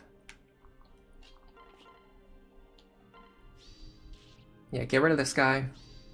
And then I think we need Robin to take an action on the right side, as far right as they can go. Just go hit something over here. One of these guys. Like, for example, like you. I'd like to get rid of you. Of the two, I believe you're the most dangerous, or the most difficult to fight because of counter.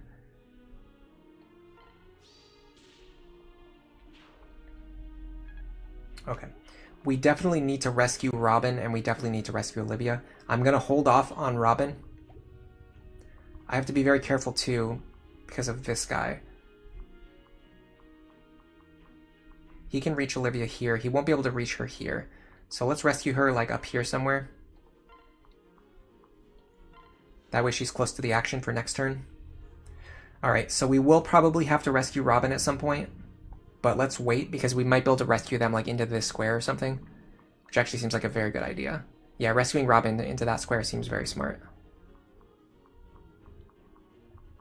The assassin won't be able to reach them, but we can enemy phase this guy. Yes, that's a very intelligent maneuver. Let's do that.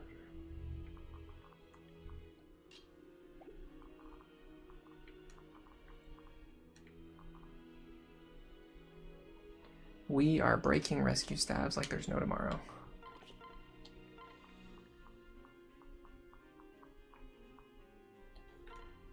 There you go.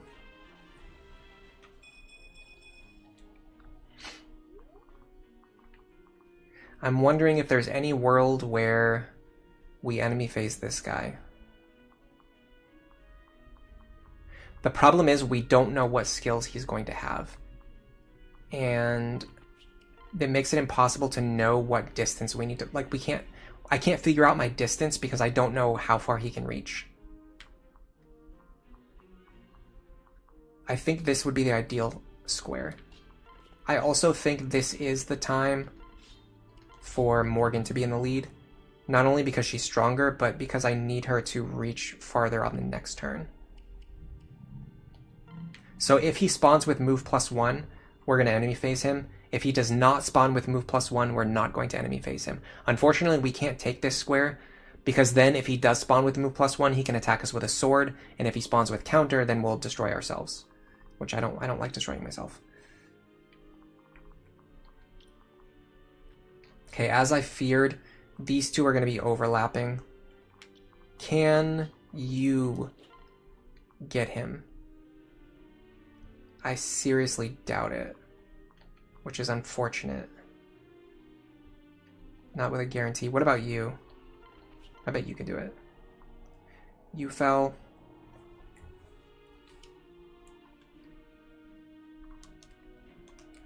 We can deal 56 damage, that's not enough. We have a couple of rescue stabs available. I'm willing to roll the dice here.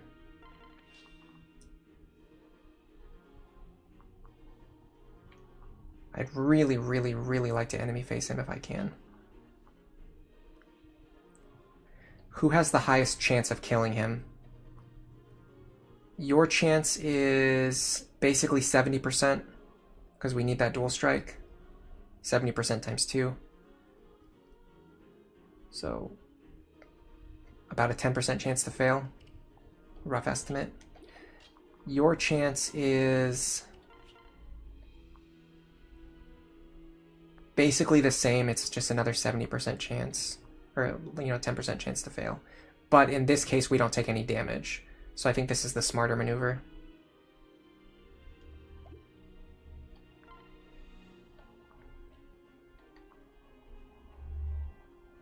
Especially because we can proc Luna. There you go. Now we should be able to enemy phase you. We're only taking 18 damage. I can take 18 damage. I'm not scared of 18 damage. This sets us up in a very, very good spot. We can mend you. Anna, you can just hang out. Don't really care what you do this turn. Honestly, if Frederick stand next to Robin, it actually benefits us in a small way. He should be out of range of the assassin. Yeah. Unless he has like move +3 somehow.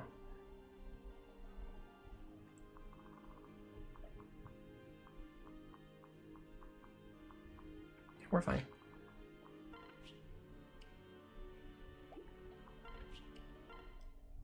Okay, so the stairs do get blocked. That's really good to know. Chip damage, it's going to help us get the kill more easily next turn.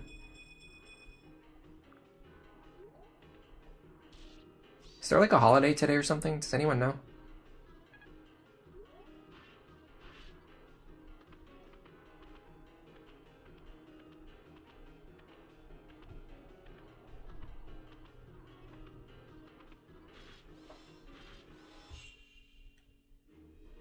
Red Watcher, it's really odd how some of the promoted units only have skills of one of the promoted options. Assassin can have Vantage and avoid +10, but it can't get move +1.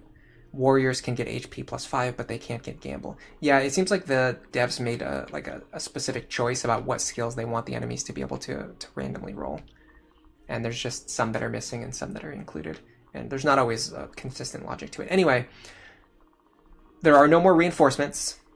The only thing we have to do now is survive these waves of enemies that are coming at us. Everything that we see on the map right now, if we can clear this successfully, we can beat this chapter. And I do feel that is something I can do. I'd like to identify characters who have counter and one range weapons. In fact, is there a way to...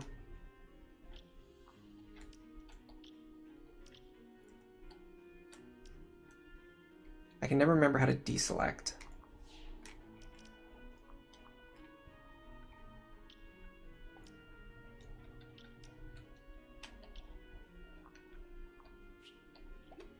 I can't do it. I can't deselect all of them, so I'm just going to have to manually do it.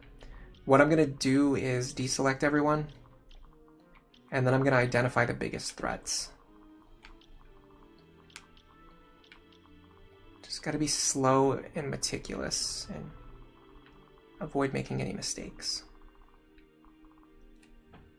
You are a little bit threatening. I mean, you're threatening because you're on our back line. You're threatening because you have an absurd reach. Again, you're pretty threatening, but the thing is, you're 2 squares behind your partner, so your ranges don't overlap, so we could probably ignore you. You are not that threatening. Again, you're like in this position, so you're fine. You're going to be threatening, not this turn, but next turn, because of your counter.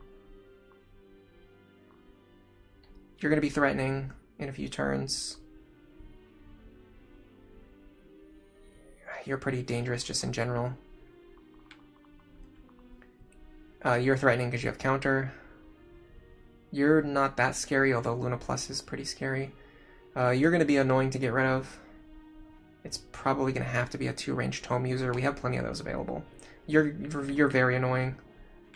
We're probably getting rid of you this turn, if not next turn immediately. You're annoying. You're fine-ish. Fine. Fine. Pretty fine. The problem with you is that you cover so much territory. I don't know how we're gonna... Like, if we don't get rid of you, we're not gonna have any safe spots to stand. So we probably need to get rid of you anyway.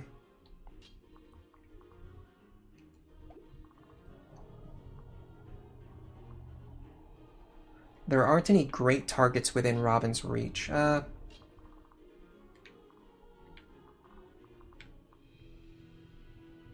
What about Olivia, though? Olivia has to be able to reach him, too. This is actually kind of perfect.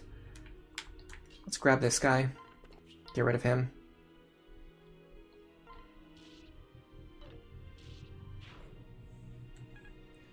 We dance.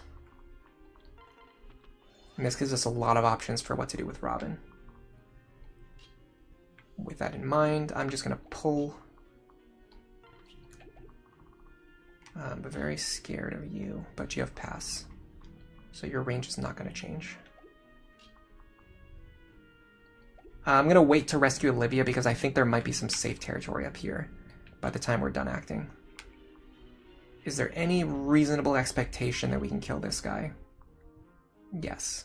I'd like to do so. Because he's covering a lot of territory that I don't want to be at risk. You are a honestly great target for... Well, you would be a great target for Muriel, but of course you have Aegis Plus.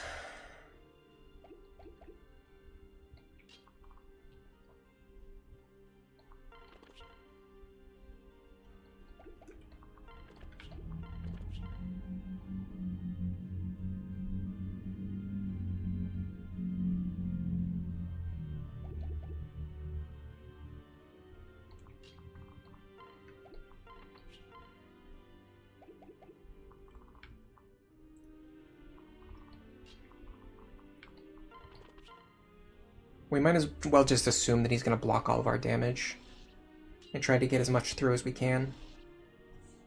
That's going to make it easier for Severa to pick up the kill. Or someone, like anyone else. Anyone else could do it. Actually, it might be Robin, might be the best choice. Robin can take this hit, this hit, this hit, and this hit. So if Robin can take these 4 attacks... Let's calc that. 53. 50. 52. Do they all have Luna? Luna, Vengeance, Luna. Nothing scary. 74 damage though. That's 229. God. What did we calculate? Minus 37, minus 8.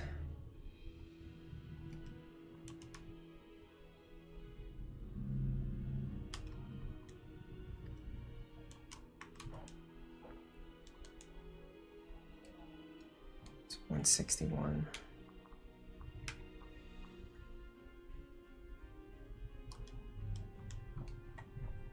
Okay, we're definitely not going to survive without Nosferatu, so let's just assume we're going to have to use Nosferatu. We can even use it on this first attack to get our health back up.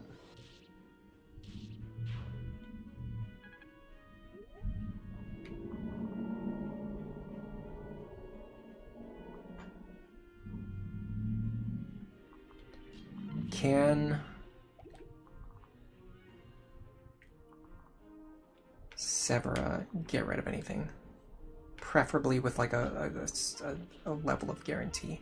Well, the thing is, even if she fails, so even if she fails to get this kill, we're going to rescue her back to safety anyway. Yeah, so we'll just rescue her back now.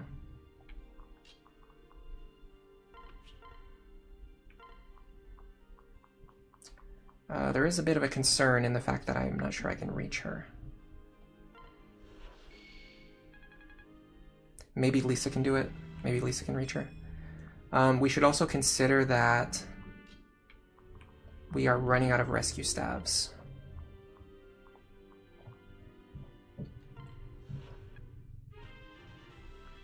I wish you could rescue someone and then like do inventory management afterwards. That would be so cool if you could do that. Is there any way that Severa takes both of these attacks? I almost want to say there's no way, right? 53 plus 50. That's 103 with Luna to worry about too. On the side that she's better at defending.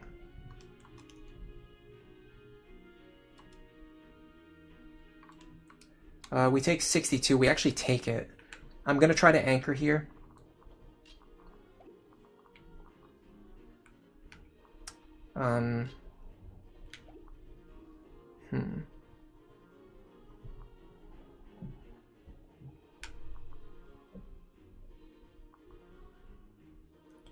How many rescues do we need?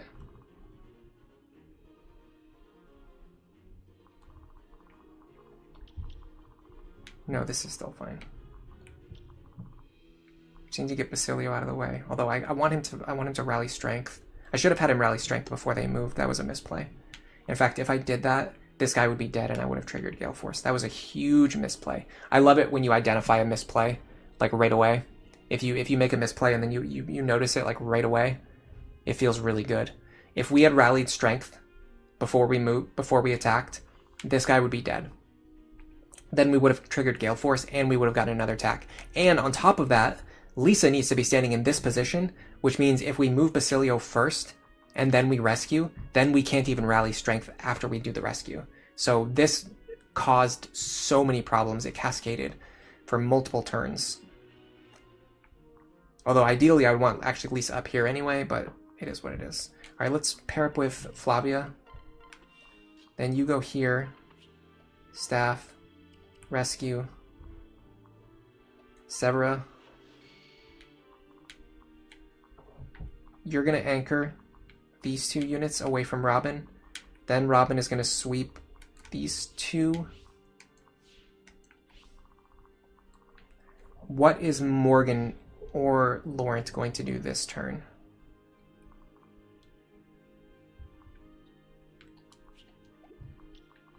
I'm going to switch up my targeting selection to visualize my my enemy face.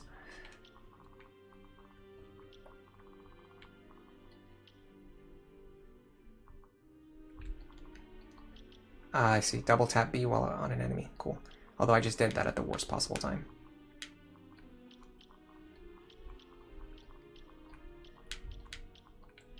I'm going to turn enemy movement back off too. It's just annoying.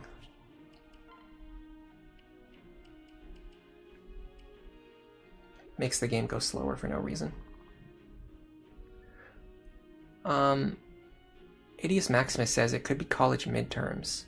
Oh, is that what's going on? Okay, actually that would explain a lot, because that fits the age group of like the number of how do I want to say this? The highest number of people that watch my streams are like within that age group. Like they would be in college probably. And if they're taking their midterms right now, that means they're probably not here watching the stream. And that makes sense. That's why there's like half as many people here as normal. That makes so much sense. Good call. Hunter B says not officially. Not officially what? Alright, can we take both of these guys? That's a good question. Probably not with Luna Plus there. I can check though. 54 plus 53. That's 107 minus 31. Oh yeah, we take this actually. So let's do so. Can Laurent do it? Probably not. His defense is a lot lower. Maybe. Let's check. What was the damage again?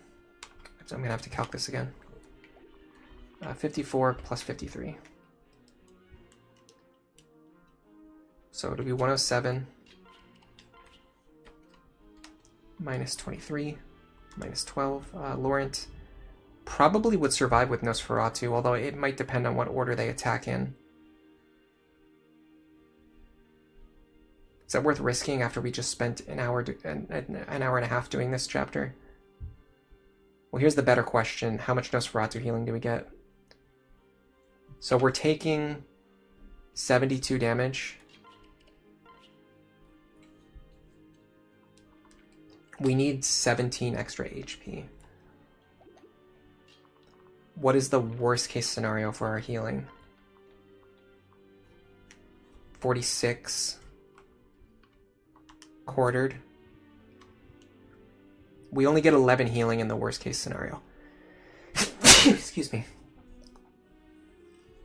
But no, we should get more than that. And if we're still below half health, Vantage will trigger. I think we're actually fine here. I think Laurent can take this.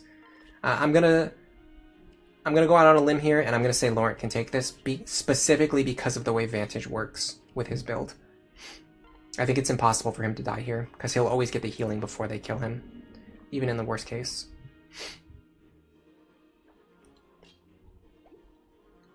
Because not only would he get that 11 points of healing, but then he'd get additional healing after that, before he gets hit. And that's only if they attack in the worst possible order, which they might choose to do. They also think that they see lethal on him, so they might do something with that. They might try to go for lethal, even though they don't actually have it.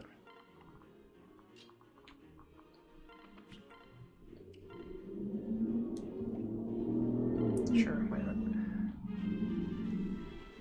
In the run you're working on for Lunatic Plus, you had to bench Muriel and Stall because Muriel is way too slow. Surprisingly, Rickon is super fast. Yeah, I saw the screenshots you posted. I was very, very surprised by that. Realistically, Muriel is extremely fast. That's like one of her big values.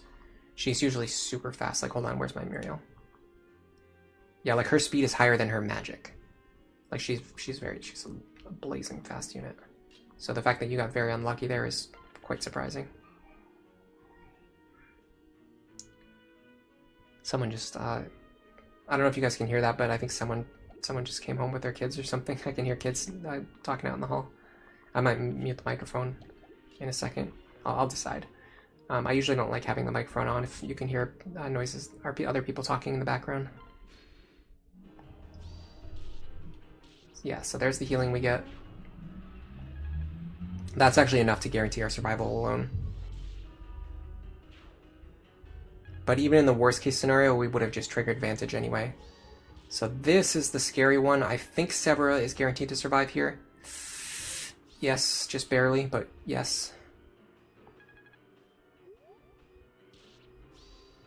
Honestly, as messy as this enemy phase looks, I think it was necessary. I think we had to take these risks. Because if we didn't clear those enemies this turn, we would have had to deal with them next turn. And we would have just gotten even more overwhelmed. Now we've got a nice little platter of enemies to take on. Unlike last time, I'm going to remember to rally strength before my Gale Force pair moves out.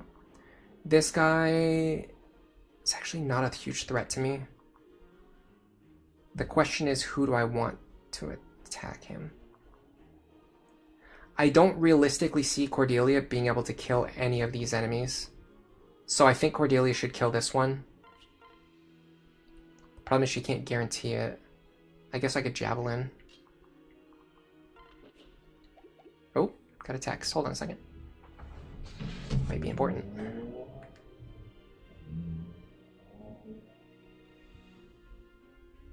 Mildly important.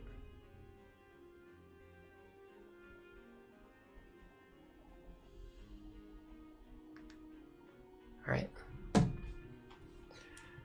Can't believe this map takes 90 minutes to play. Okay, granted, I do stop and talk to chat a lot. Is there any way we boost our accuracy? Probably not. Alright, we'll just send this. I think we're pretty likely to get this kill. No risks, really. I mean, there is a little bit of a risk, but not really. Okay, next I want to see if Severa can deal with anything specifically here. Maybe the guy with the tomahawk. Problem is my health is too low now because I had to fight the guy with the Tomahawk last turn. I can... This guy is a counter, so I want to get his health as low as possible. If not, kill him. We need a dual strike anyway, so there's no reason to waste UFL charges. We got the dual strike, so that's fantastic. Now I believe Robin... This guy has counter, but he has a 2-range weapon. This guy is counter, but we can get rid of him or lower his health. This guy does not have counter. This guy does have counter and Aegis and a 1-range weapon. We have to stay out of his range, unfortunately. Or we can get his health low.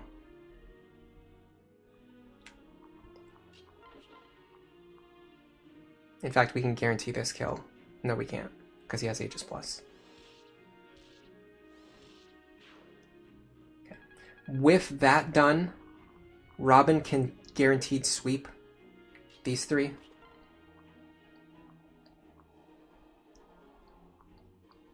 So let's do this. That guy was definitely the biggest problem. Getting the crit on him helps a lot.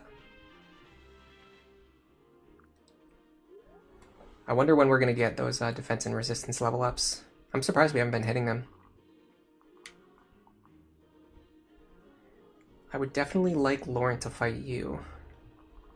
But I need his health to go up. 57. Minus 12 is 45. We need to get above 45 health. Who has the physics staff?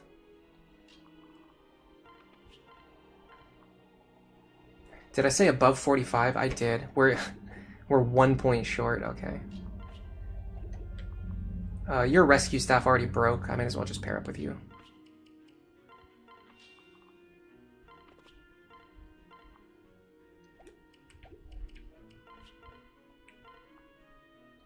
Okay, this gives him just enough health to survive. Actually, you know what? Yeah. Okay, this gives him just enough health to survive. We're gonna go here. I'm not gonna Nosferatu. I'm actually gonna just Thunder. I don't want to heal. I want to be on low health for next turn. And for the boss fight. I want to see if I can do something really cool, like set up a guaranteed kill with a Vengeance trigger, although that's probably not possible because we can't guarantee the activation. Our activation rate is still 66%. That's actually pretty low. I mean, granted, he's nowhere near fully trained yet. Hello, Nick is a neat. Welcome to the stream.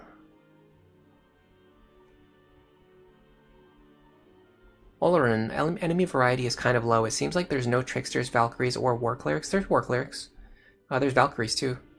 And there's Tricksters, yeah. I think you're just forgetting them. The only enemies that are not present are Cleric, Priest, and Troubadour. Who is the father of Laurent? It should be Lonzu. Because we want him to have as much skill as possible. And Vantage, which he was able to inherit, so he didn't have to go through Myrmidon himself. And doing it this way also allowed us to recruit him early on in the campaign, so we could actually use him to fight through the rest of the game, which has been a big help, because now at this point he's one of our best combat units.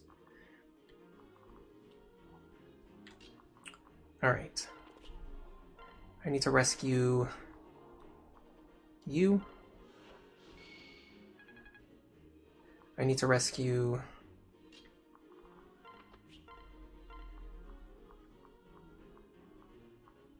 you. And honestly, I don't think I need to put Olivia in any danger this turn. What I could do is this. Get some healing.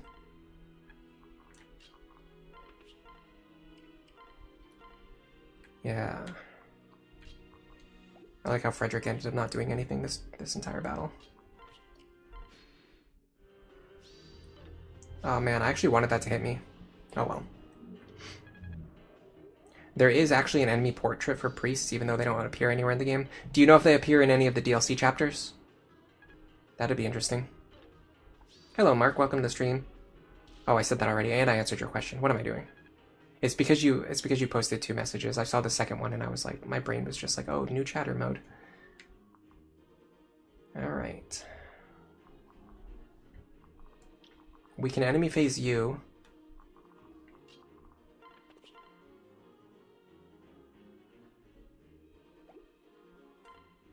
Yes. In fact, I can do it in such a way where I can probably get 2 combats against him. We can very much afford to sandbag now, and as a result, I'm going to do so. It'd be nice if she had a heal staff. Oh, by the way, are there any second seals in the convoy? Answer is yes.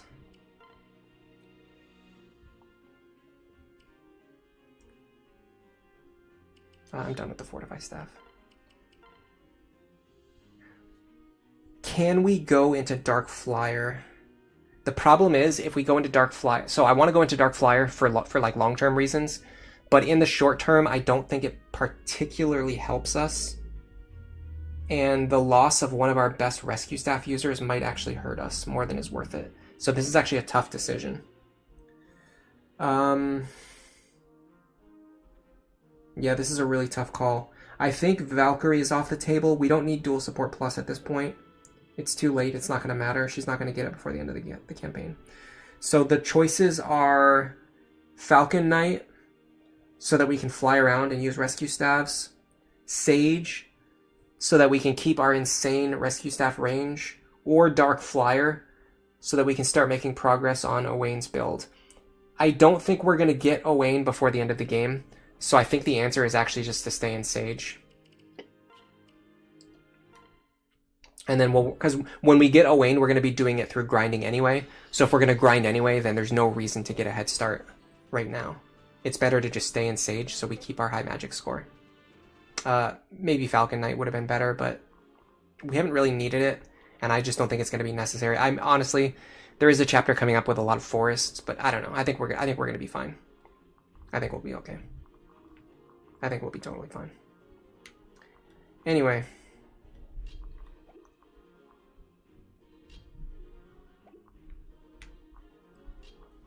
I think Muriel makes the most sense here. And then you can do this.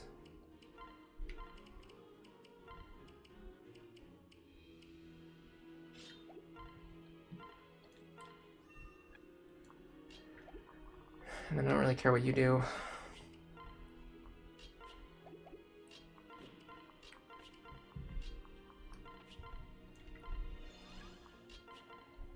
How much experience is she getting?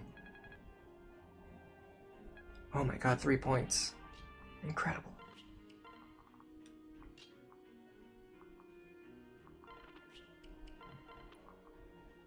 Oh, she has rally speed. I should have danced for her and then had her rally speed for Laurent. Yeah, not a big deal. Rally here is good though. Rally res. Oh no, it's not. That's an assassin. Alright. Now we go here. So I'm going to be training Laurent as much as I can right now. Laurent and Severa.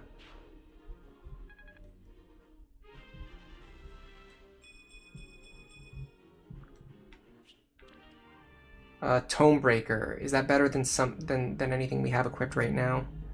I don't think so. I don't think Tomebreaker is better than anything we currently have equipped.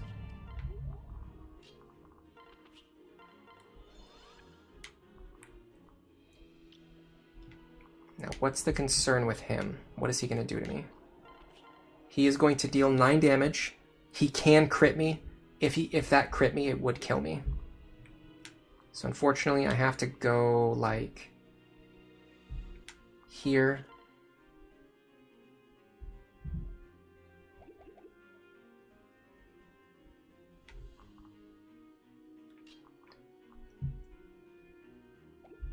Might be a Severa moment. I see the value in giving this to Severa.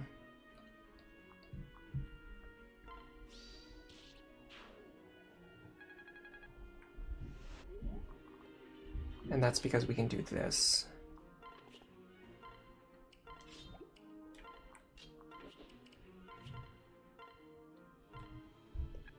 Now if he crits me, he won't kill me.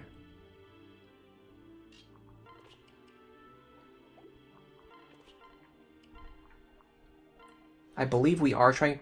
No, we don't need dual support. I mean, dual support plus would be nice on her, but not for inheritance purposes anymore, right? Yeah, she has her child already. Again, I don't really care what you two do. I mean, you're like a good panic button, but... by the way, I'm going to unpair these two at some point in time.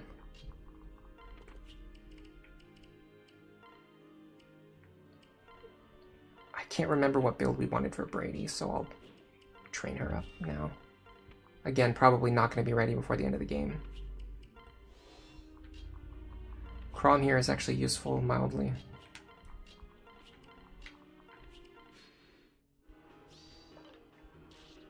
Okay. The crit there actually hurt us because we lost experience in the exchange. Now we should be able to get some chip here safely.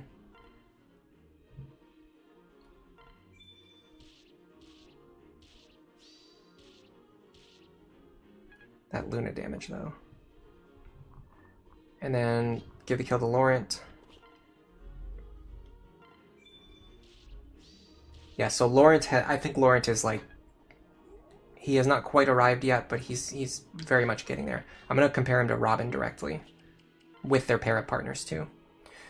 His big difference between Robin right now is honestly his HP defense.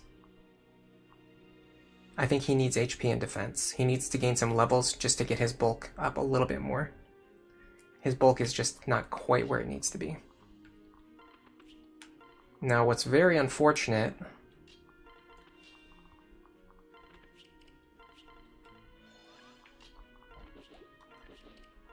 is that I doubt he can survive a hit from old boy over there. Oh, what's his name? Validar. And as a result, we're not going to be able to do something cool, like proccing Vengeance with a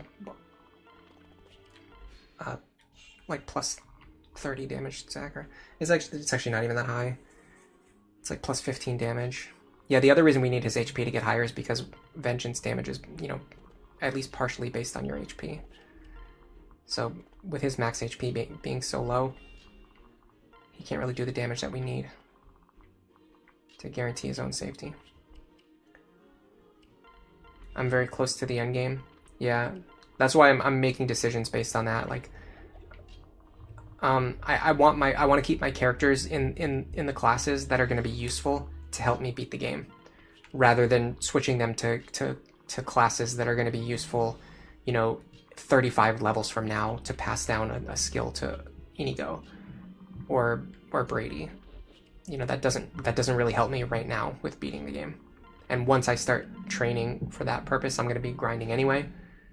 So it just doesn't really matter. You know what we can do? We can have Morgan run around and get some healing experience. I think she's getting more staff experience than anyone else, so we should probably have her be our main staff user. No, she's actually not getting good staff. I don't know why I thought she was getting good staff experience.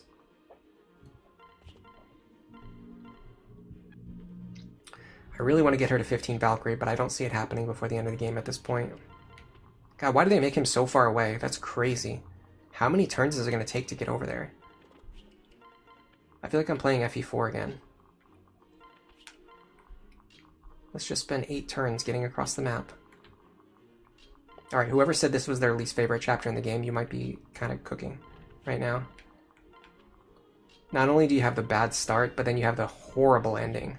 I hate any time any game makes you like spend time walking from one place to another. It is the dumbest possible thing you can ever do, like include in a video game. The whole thing, like one of the huge advantages of video games is that they don't exist in reality. Like in reality, if I want to do something, I have to walk there or I have to drive there. In a video game, you could just have the character instantly go to the place that they need to be and not waste their time, as this game is currently wasting so much of my time. It's an unreasonable amount of my time. I'm way too impatient. Like I think that's one of my biggest flaws. I get impatient very quickly, as I'm sure you've noticed. Anyway. Why does my model keep snapping over there? I don't know why it's doing that. Alright, we'll use Robin if we have to, but otherwise, I think try to get some experience for Lauren here. Or Severa. Excuse me, I need more water. Nick, you can make traversal fun, like having jump 100 in Morrowind. Yeah, Morrowind, like jumping around the map is pretty fun. You're right about that. But the thing is, like, if you couldn't do that in Morrowind, and honestly, you're not really doing that all the time. The part in Morrowind where they force you to walk around, and the walk speed in that game is unbearably slow. That's just bad. Like, that's just one of the worst things about the game for me.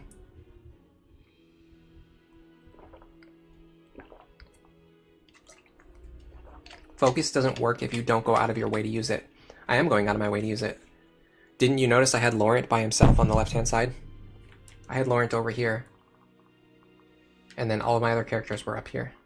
That's why I was doing that.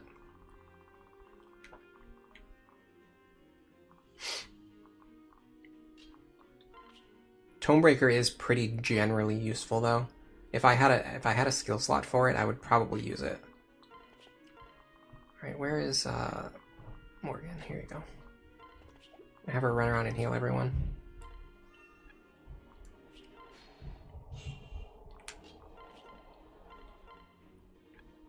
Man, I'm really craving that burger right now.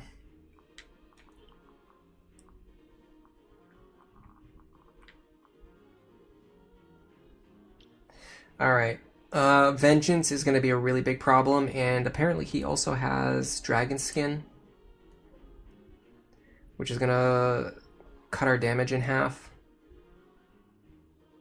I would love to cheese this guy with a longbow, honestly. Okay, when he attacks me the first time, Vengeance is not going to do anything. Keep that in mind. So we're going to take 33 damage.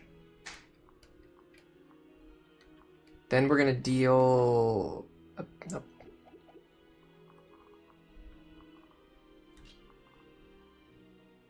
comically low amount of damage in return, which might be fine. Can she deal damage? She can deal pretty good damage, actually. We're going to go here. Keep in mind our damage is also going to be cut in half after this. So we're going to take something less than 25 damage because we're about to rally. Then we're going to deal 4 damage twice. And then if we dual strike 2 times, that's another 30 damage. No, 28 damage. That will lower his health, not enough, but it will lower it.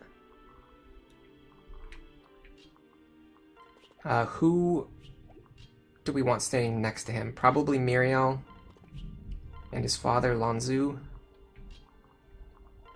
And anyone else? I guess just Robin. Yeah, in fact, Robin makes a lot of sense for multiple reasons. Where's Robin? Where are you, Robin?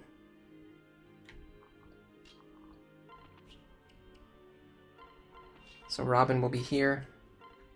And then we're going to be using rallies. So hold on, let's get Severa. I'm not 100% sure yet what we're going to be doing with Severa, but we're going to do rally here. We're going to rally here.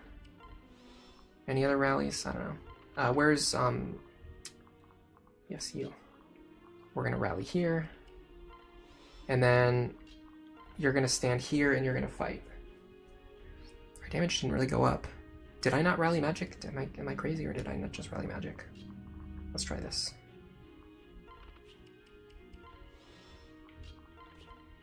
Huh, that's weird. None of these characters have rally magic other than Lisa. That really shocks me. Now, technically, it would be better if Chrom was a little bit closer. In fact, I think I might wait a turn just to get Chrom closer. No, it doesn't matter. Does it? Yeah, I think it matters, actually. Because it will give him +5 avoid, which will lower that accuracy to 27. And the jump from 32 to 27 is actually pretty significant. Also, I would want Olivia to dance for you as well. Okay, so here's the plan. Chrom is going to be here, so we get Charm. We're going to end our turn. We're going to dance. We're going to do a bunch of rallies.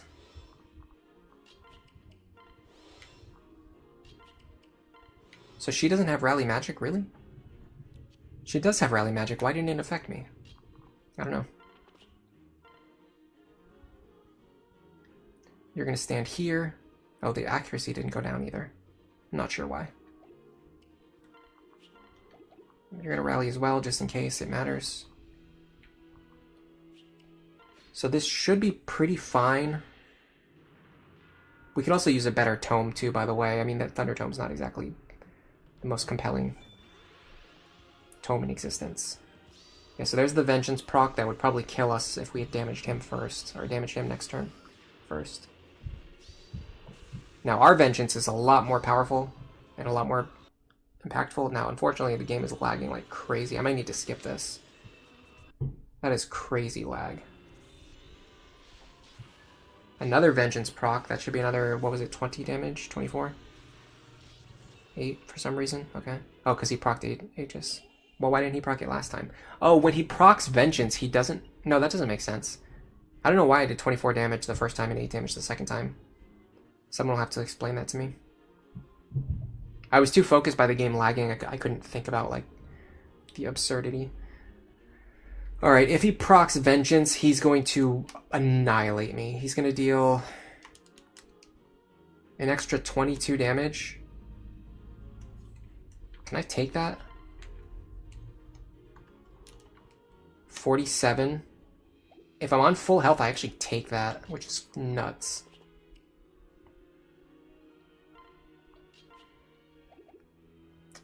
Where's Morgan? She is currently paired up with you. Alright, well the next best one would be Muriel, I guess. Of course, doesn't have any heal stabs.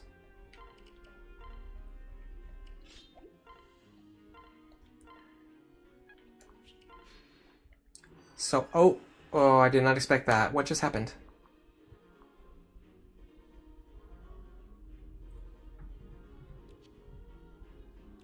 Does anyone understand what just happened? Oh, he has renewal. Crap. Okay, well, that's a problem. If I'm going to do this again, I have to make sure that I don't sandbag for a turn. How does he have renewal? Anyway. Honestly, this is fine. We're getting chip experience. We definitely survive.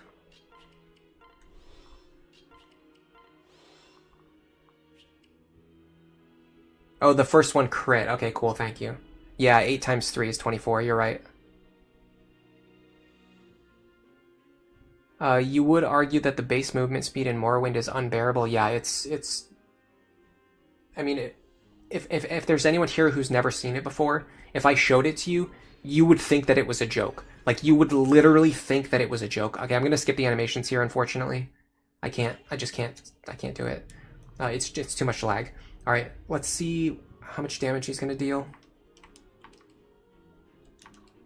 24 plus 25. So at most he's gonna deal 49, which we always survive anyway. So we should be able to kill him now. Especially with all of our rallies, which will lower the damage even more. We're gonna have to skip the animations because of the lag. Nothing I can do about that.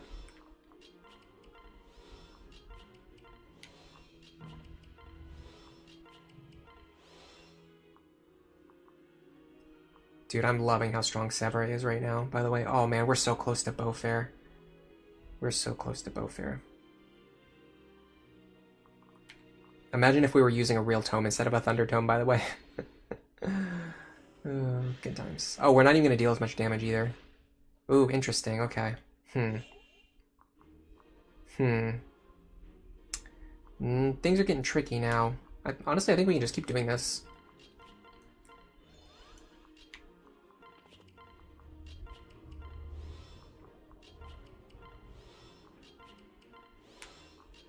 My eyes have been really irritated lately, by the way.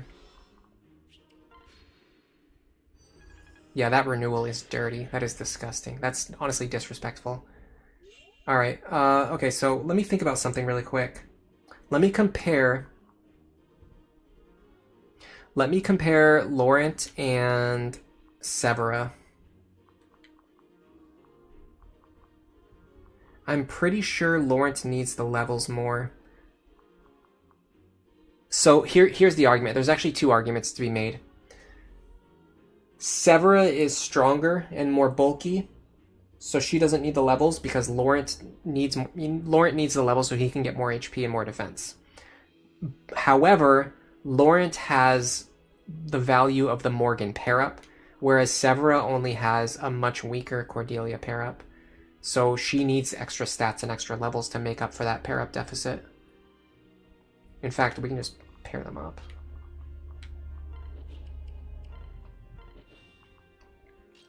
So, best case scenario, or just like typical combat scenario, she's on like 50 attack.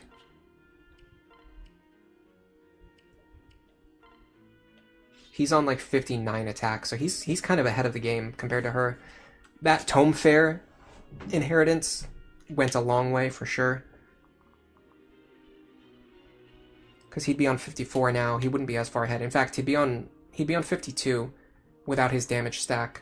That really shows how much the damage stack matters, because their damage would be pretty much closer to the same. He's also got a better proc skill. Her skill stat is higher though. Her speed is better. I'm trying to think who deserves this boss kill more. It's a really tough call, but I think because Severa is so close to getting Beaufair, I think she's the better option. We need more damage, though.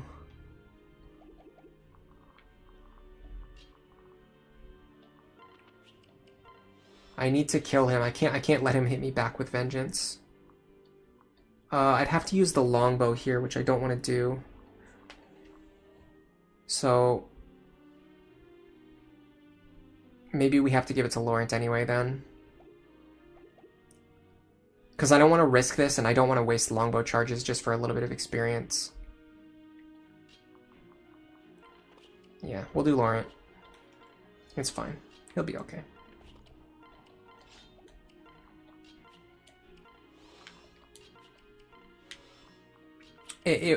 Honestly, both options are good. It's close enough that I was going to sit here and argue with myself about it. So with that in mind, if we have to give it to Laurent, I think that's fine. Beautifully done. The animations and fates are so bad that it actually crashes the game. Oh, that's crazy.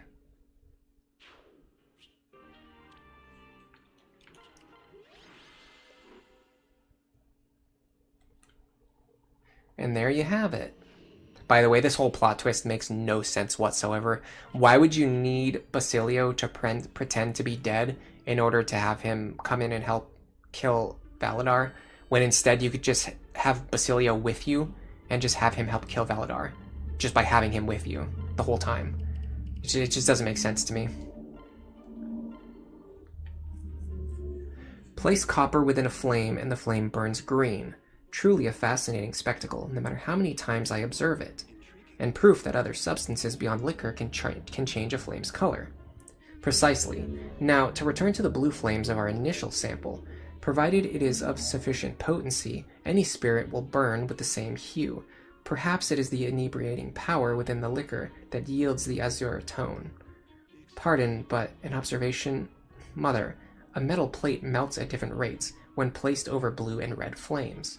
Is it possible the heat of the flame bears some influence? Yes, I see. A line of questioning I had not considered. It may be the case, therefore, that liquor combusts at a lower temperature. This merits further investigation. Hehe. Is something amusing? You seem happy is all. At present, I have yet to muster conclusive evidence that I am your son, but working like this, being able to assist you, makes me happy as well. True, no unassailable case has been made as to our relation. You may not be my son, but you've more than proven you are my colleague in the pursuit of truth.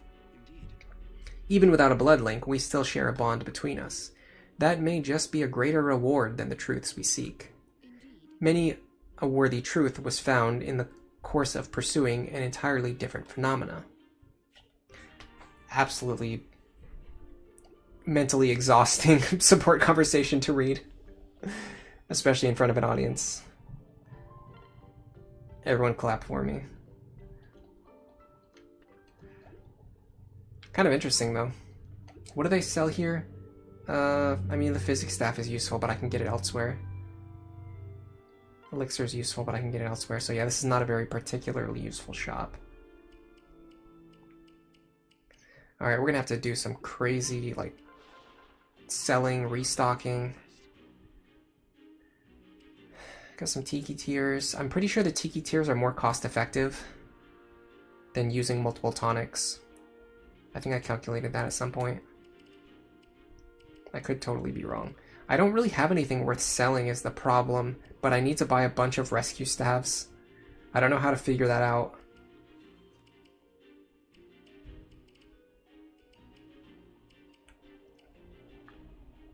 I can definitely sell this.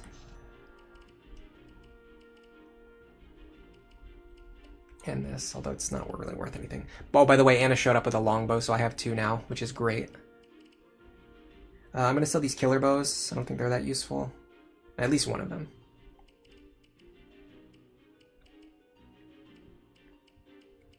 Killer bows are really useful early on in the game when you get access to C rank weapons and you can't buy silver weapons yet. But later on, they get outshined by silver weapons. They're more consistent, and you don't... Unless you can, like, guarantee those crits, it's just not... It's not worth it. It's not worth lowering your damage. Unless you're in, like, a super emergency situation. The plot twist is that Basilio took away the Fire Emblem gemstones and put in fakes, which could only be done because Validar didn't have spies tracking a dead man. I mean, I guess so, but, like... Why would, like, he doesn't have spies, like, watching the Fire Emblem? You know what I mean? Like, it just doesn't really make sense. But yeah, I did forget that it had more to do with just him pretending to be dead. Galaxy Studios, you're clapping right now. Thank you very much. You're so kind. Do I need this Finn's Lance for anything? Not really. Let's sell them. Anything else? By the way, I got a ton of Erica's blades. I have 40 Erica blade charges. We could definitely make use of those later. Because I have the noble rapier, I can probably just sell the normal rapier for money.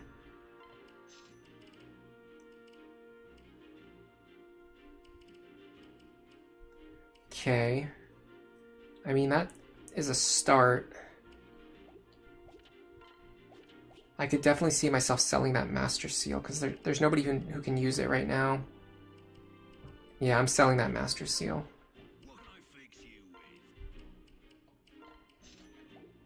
Did anyone pick up anything valuable? Or did I send everything to the convoy?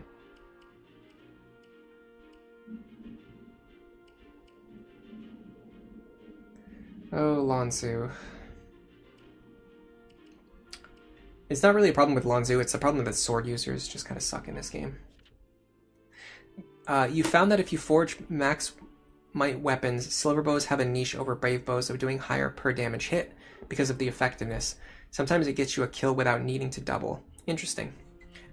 Also, silver bows are, like, I think probably the most cost-effective weapons to forge. In terms of, like, how much you actually get out of it, but I could be wrong about that.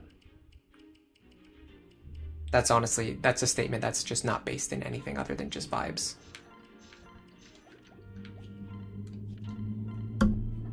Okay. Man, am I really in the mood to organize my inventory? What chapter are we doing? Mount Prism?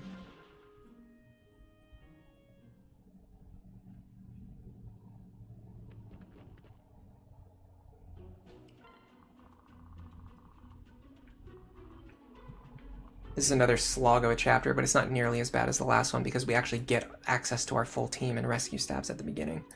The next chapter is Awakening.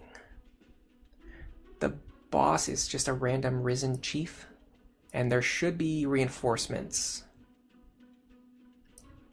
And you do get the Exalted Falchion at the end of this chapter, I believe.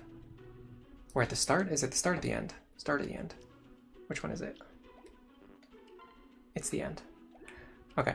Yeah, there's reinforcements on turns 2 through 6. So there's a lot of reinforcements, unfortunately. And it's a route map, so we probably have to fight all of them. The good thing is, well, I don't know. Yeah, the reinforcement order is kind of complicated. I wanted to say that there's not really a lot of reinforcements per turn, but because they overlap, sometimes there actually are a lot, like on the turns where you have like lots of overlap. Especially on turn 5. On turn 5, you have 6 enemies who spawn. It's basically 3 enemies, and then 4, and then 5, and then 6. Yeah. 3, 4, 5, and then 6 more enemies.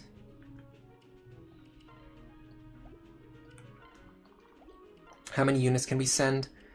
I might cut someone for Basilio, just for rally strength, but I don't know. Honestly, if I could have Laurent and Robin just like cut through this chapter, I would be very happy about it. I wonder if that's possible. The only downside is we need to get as much experience onto Severa as possible. And Cordelia, for that matter. So we can't really afford to just, like, low-man this. Even if I wanted to be lazy. Because that's going to cause problems in the next chapter.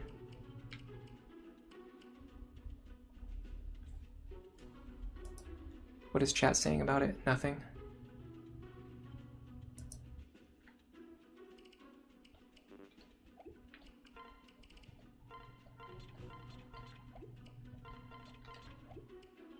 Yeah, the thing about killer weapons is that they're powerful, like in relation to their weapon rank, but they're actually very expensive. And so as your weapon rank increases, they become less useful. That's a very green Robin in stats. Yeah, the weird thing is it's been actually multiple levels and we have not been getting defense and res level ups. Like those are the only 2 stats that we really need to cap and they're just not leveling up, which is weird. Because we're in a class that has good defense and res growth. Oh, my eye hurts a lot today. Well, it's been hurting the last couple days. It's really sensitive. I get, during the winter, the space around like the corners of my eyes get really, really dry. And because they're agitated, sometimes I end up like scratching them a lot, so they become even more agitated. Oh, I can feel it. It hurts so bad. And then I'll be like walking around and it looks like I've been crying all day long. Oh, God. Can you believe I started that last chapter with no Nosferatu charges in Robin's inventory? That was like one of the dumbest things I've ever done. What was I thinking? Alright, your inventory looks good. I'm just going to do like a quick inventory scan. I really would like you to have a rescue staff. You can grab this one. I don't think you're going to be using it every turn, but it would be nice for you to have the option if you need to. Your inventory's fine. You need to restock.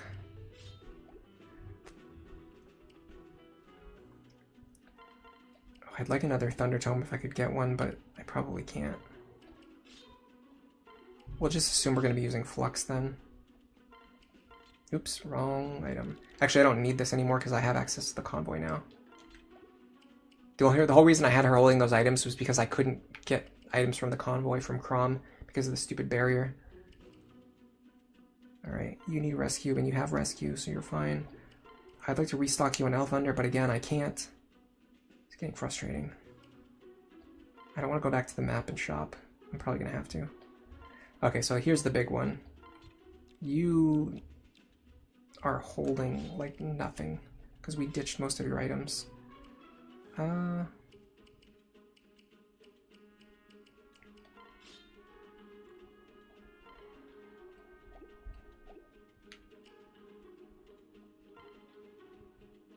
You need a rescue staff for sure.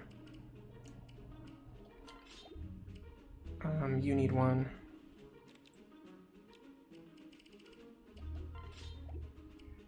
You're fine. Well, actually, we can have you hold two, like last time. And the... Oh, he can't use the Fortify Staff. Let me give him the Physics Staff then.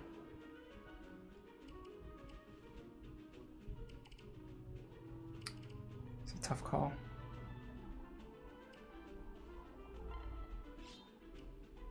And then a Rescue Staff, and then we'll give you the Fortify Staff.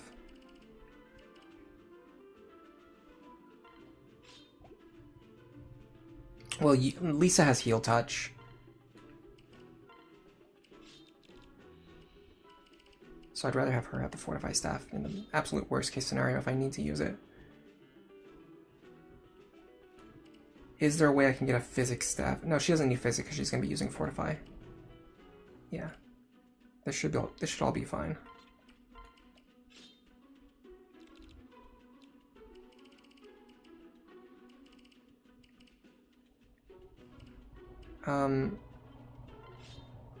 Isn't there like a Forged Thunder Tome? I guess it's better for Lisa to keep it, right? Probably. Alright, I think we're actually good. I don't think we have to do too much prep. I mean, that was kind of a lot of prep already. I think that was like 15 minutes of prep. But other than that, I don't think we have to do much more prep.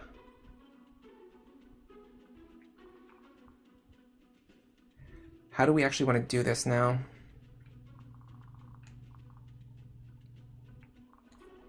I'm very concerned about these flyers. The forests are slowing most everything else down. These forts are going to be annoying.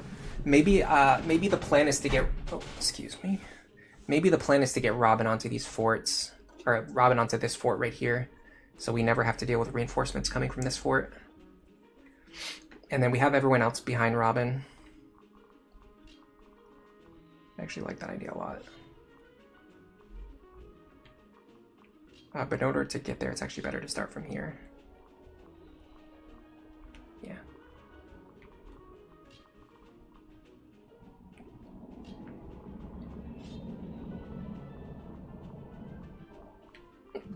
Excuse me.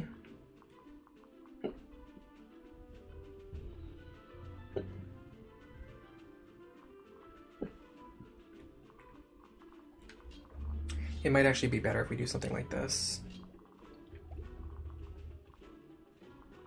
Robin, yeah.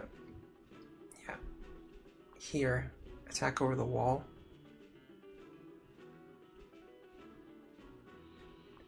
Maybe Laurent can do that.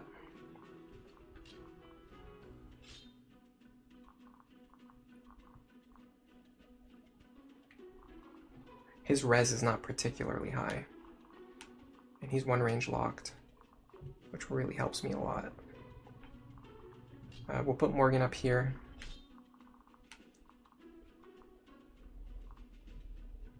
Frederick here is fine, I guess. I don't really know what to do with these two yet. I could definitely see an argument for something like this. And then we send Lanzu up there. Alright, I'm going to test this out. See how things look, and then we'll probably reset and then like fix our formation based on what we see. I think this, for me, the way that I play the game is more productive than like spending an extra 10 minutes figuring out my formation. I go with my instinct, and then I see what doesn't work, and then I fix it.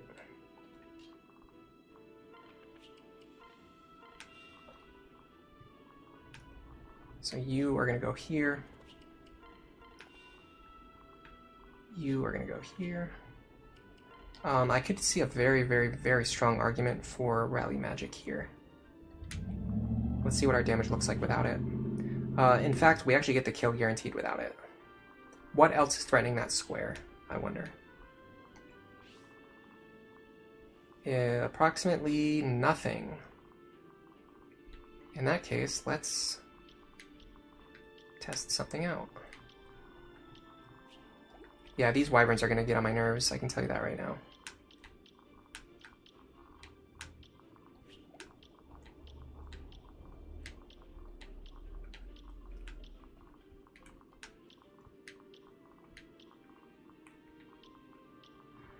This guy's a threat. This square is not going to work because I can't fight from that position. Although maybe I can. Okay, so I would do this. Get rid of you.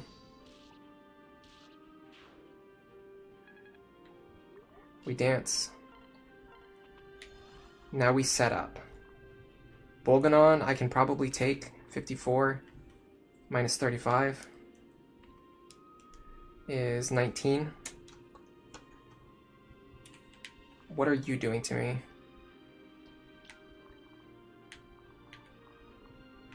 $66 minus 26 is 40. 40 plus 19 is 59.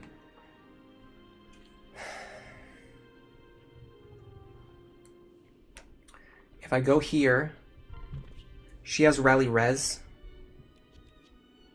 and Rally Magic. So now I should be taking 66 plus 54, 120 damage, minus 22, minus 4, minus 25, minus 14. We take 55 damage, now we survive.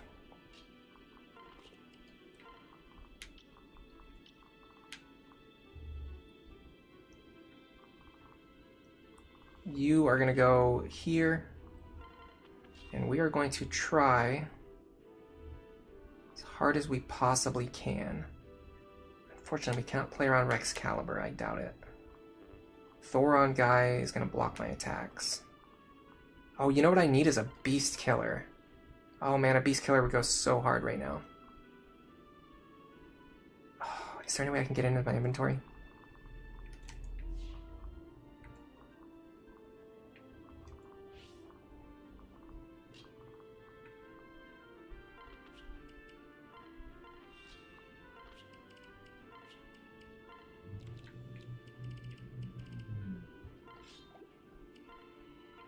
I should have clocked that before we started this chapter. That was a big, huge oversight on my part. So pretty much everything in this chapter is weak to the Beast Killer. I'm not sure if that's the right play, but that's what I'm doing. Yeah, we guarantee this kill now. Then we want to leave you alive, right? Because we already calced your damage. If that's the case, I kind of messed up. Well, this guy's going to be a problem in a few turns. So what if we get rid of him now? And in fact, we might even be able to do it in a way where we don't have to waste a rescue staff.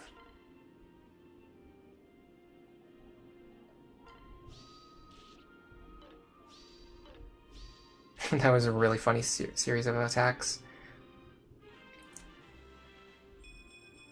Luna proc, dual strike miss, Luna proc miss, and then additional Luna proc. Okay, so with this, we can either get another kill.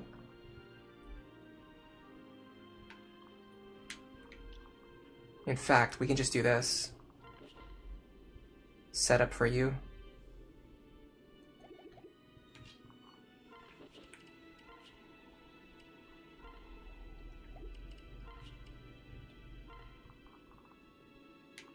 Now,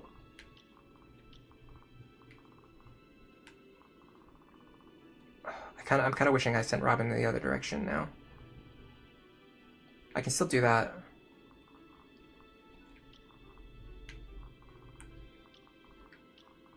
I can take a Silver Lance and Thoron.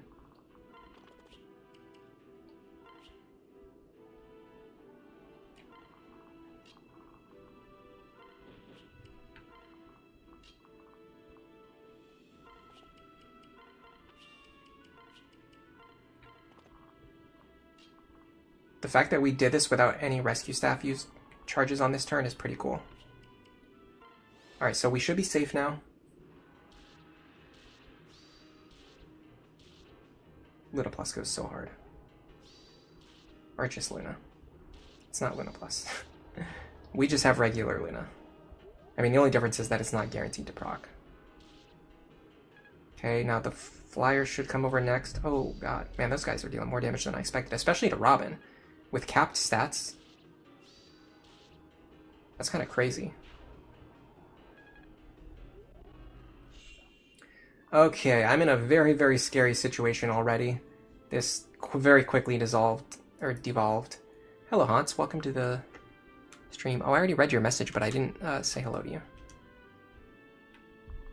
I just, for some reason, I didn't notice your name when I was looking at the chat earlier. I just saw the comment. That's why I read it again. Oh god, my eye hurts so bad. I need to find a solution. I need to find, like, whatever people do for, like, winter or dry eye. I need to find that and I need to take it.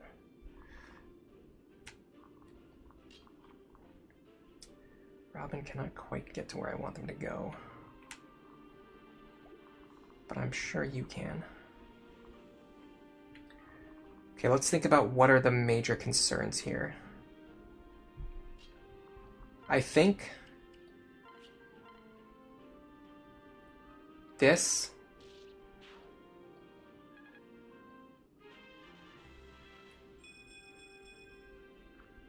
then we can have Severa jump over here and take out 2 enemies.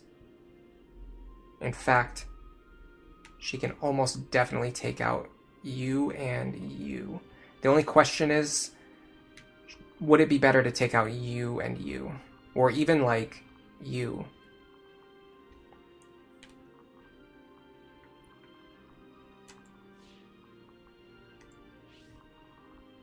Now this is interesting. If I can keep Severa's health high enough, I can rescue her into this position, and then she can enemy phase this guy with the tomahawk. I really, really like that idea. And I think... I believe in Laurent's ability to take this guy down, but I don't know if he can hold that position forever. And I actually don't know if we can guarantee this kill, because this guy has very problematic skill. We would need a dual strike. And I need some healing too. Okay, that helps a lot. I'm gonna keep Nosferatu equipped for safety. Yeah, I'm a little worried about Robin's viability right now. Okay, what is actually threatening over here? You're the big one, and your health is actually pretty low. But you do have Vantage. So whoever attacks you needs to be able to survive a hit. That's actually more tricky than you might imagine. Okay, let's assume that these 2 are dead. If that's the case, we have plenty of territory. So we can do something like this. Pull Robin over here for utility. Robin comes in here.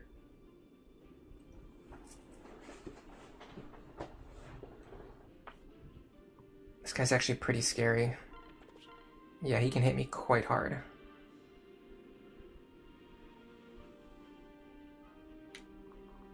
I also need to manage my number of rescue staffs. Oh, reinforcements are spawning this turn. Wyvern Lord top right, Wyvern Lord bottom right, Paladin bottom right. Okay, they're not going to be close enough to make a difference, so I can effectively ignore them. You need to go, for sure. I'd like for you to go as well. Alright, let's try this. 45 times 2 actually does not guarantee the kill. We need to use UFL here.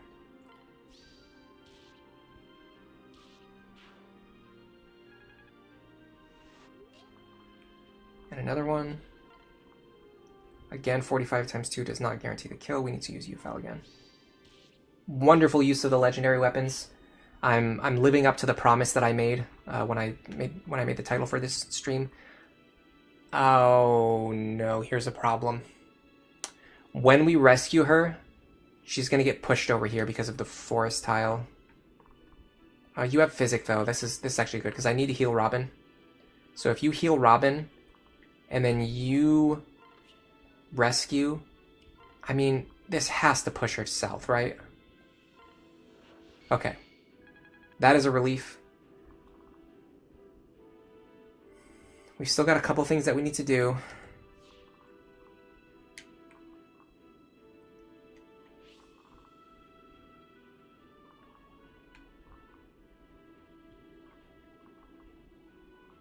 You're such a problem. You are such a nuisance.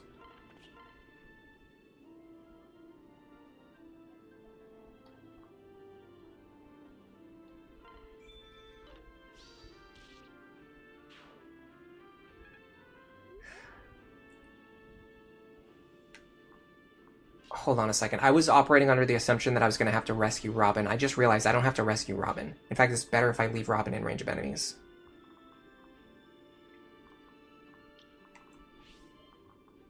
Robin could end their turn here. Although this guy's not going to go after Robin, he's going to go after Laurent. But I can't reach anything else, so I might as well just do it. This is going to put me in a really good spot for next turn.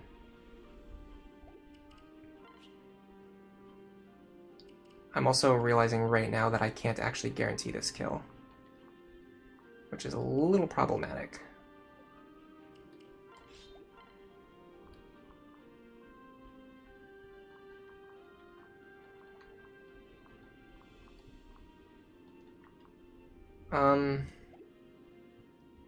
It actually doesn't really matter what she has equipped. She's not going to deal enough damage for it to matter.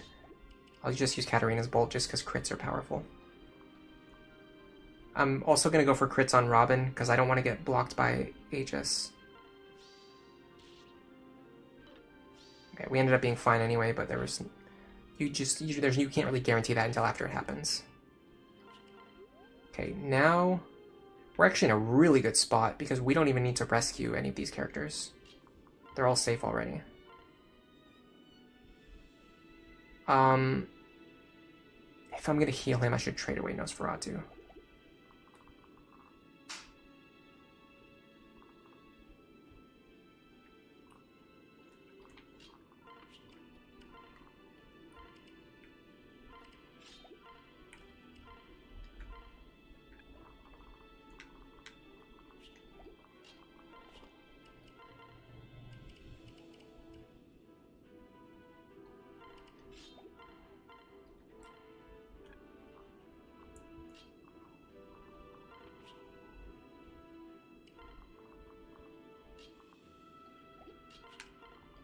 Okay. That paladin spawned closer than I expected, but still not close enough to matter.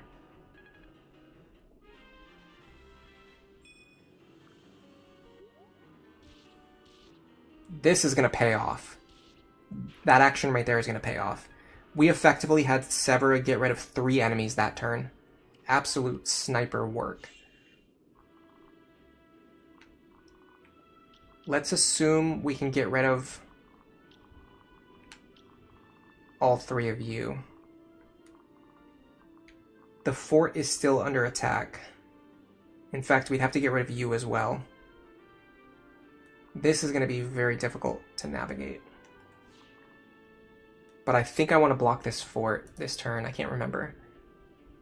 Centermost northwestern fort. That's here. Okay, so never mind. This fort right here, we don't need to block it this turn.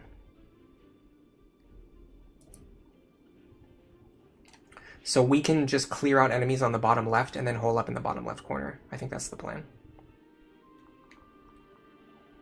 Him not having counter is a huge relief. Unfortunately, him having Aegis Plus is a huge problem.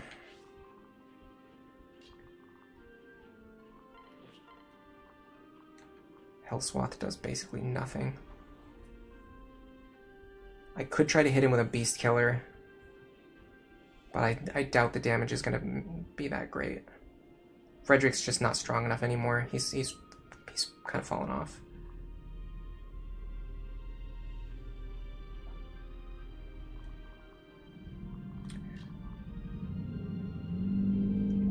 I'd like for Robin to stand here.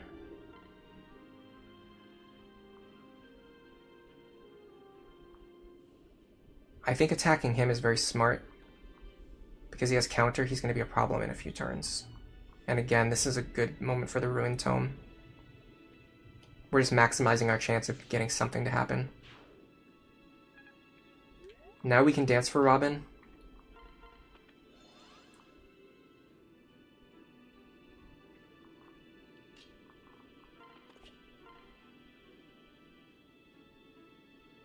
Can't take that damage. I think I'm going to have to do this.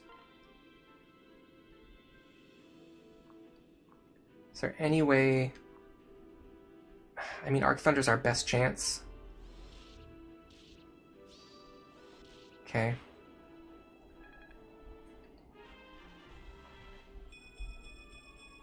We've opened up a lot of space with that action. We absolutely need to get rid of these three. Again, Pavis Plus on this guy is a huge problem. The enemies are just spawning with like the exact skills to really block me. I'm not fast enough. I could one-shot them, but I can't because I can't. Because of Pavis Plus. I can do it this way, but if I do that, then I don't have actions available for these guys who I need to get rid of. Maybe Robin can get this one. This actually appears to be true. Nosferatu here is good. This saves me a heal staff. That attack landing would have been very nice.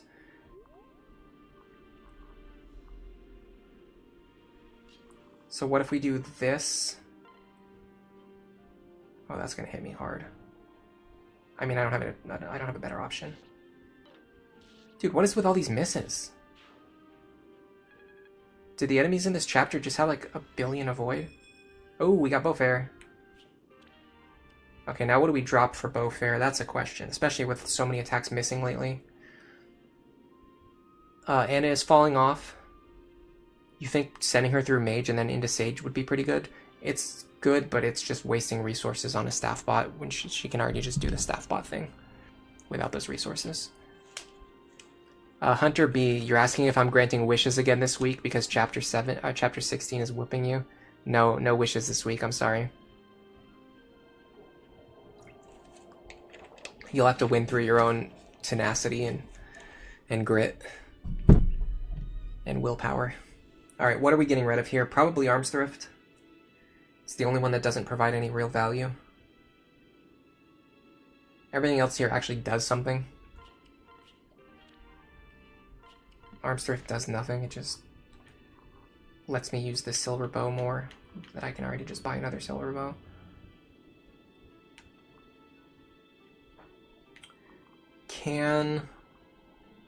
Oh, this is ugly. I feel like as much as I want Cordelia to trigger Gale Force here, I think it's better to just go like this and just get a guaranteed kill while I can.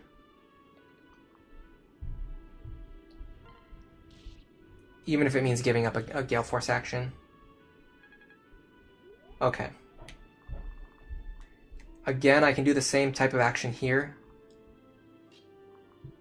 If I rescue you over, you can enemy phase that Wyvern.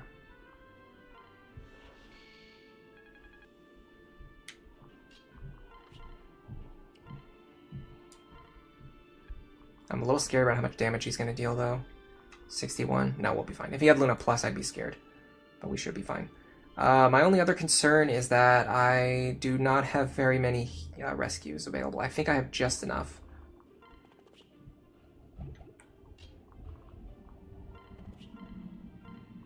Well, hold on. What is actually threatening you?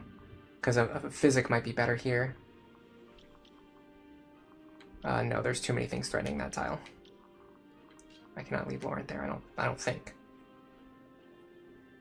I mean, Vantage, maybe. If I could get Nosferatu into his hands, it would work, but I can't get Nosferatu into his hands because I'd have to rescue the person who does that. So let's just do this. Hold on a second. You first. Rescue Laurent. You rescue Olivia. And then we're going to see if Robin needs to be rescued. I'm pretty sure they need to be rescued. The enemy quality on this map is extremely high. We'd have to deal with a Tomahawk and like 5 Wyvern attacks. Yeah, no.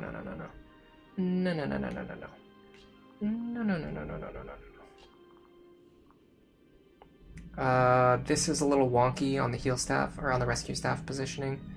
I'll just go, I guess... I can drop Robin here. Yeah, this works.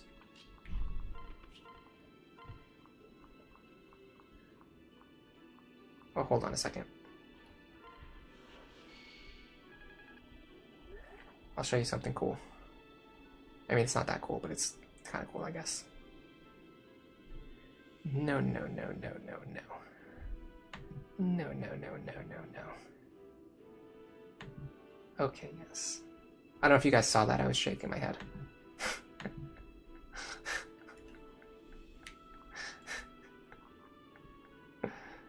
It's utterly pointless.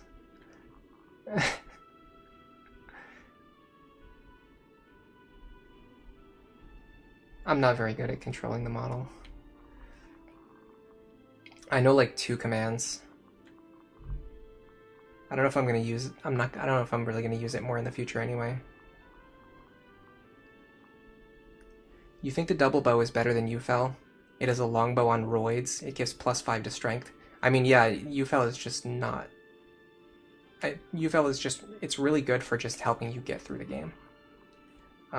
The +5 speed, it can be useful if you're not doubling things, but if you are doubling things, then it's actually effectively worthless. Like if you're already doubling things and you don't need the +5 speed, it's barely stronger than a silver bow. But it does help you a little bit get through the rest of the campaign. And then once you get through the campaign, then, you know, if it breaks or you just throw it away, it doesn't matter. I mean, is there anything Wanzu can do here? I sincerely doubt it. There's too much overlap on the enemy ranges. Yeah, we can't plan anything. Alright, let's just back up. Back everyone up. And this will be fine, I think. I hope. Okay. It's a good start. Now this turn...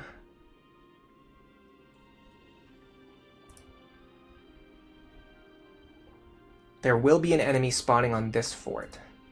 And that is a huge concern of mine. And I have not cleared enough of these wyverns yet.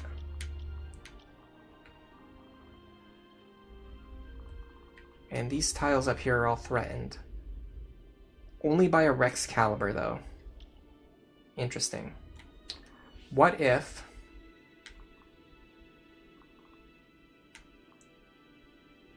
I could do something like this. How much am I gonna heal for? 41. I'll survive. Beautiful. Free healing.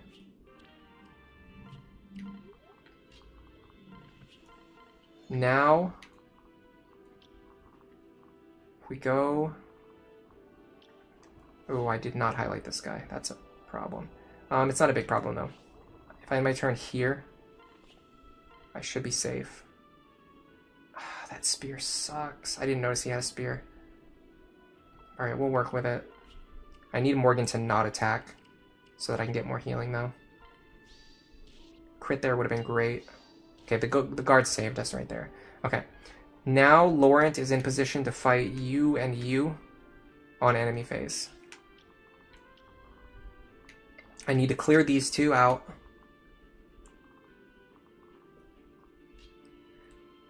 Because Severa can't reach anything anyway, I'm going to start by rescuing her.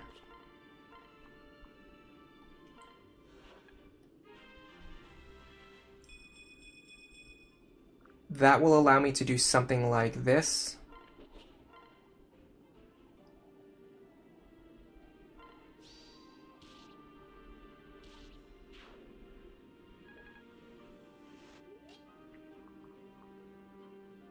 Okay, we're not going to be able to fight him. My big concern is this fort. And this guy as well. Oh my god. Dude, we're so cooked. Does he have counter? Of course he has counter, man. Don't even ask. Don't ask that question. You know he has it.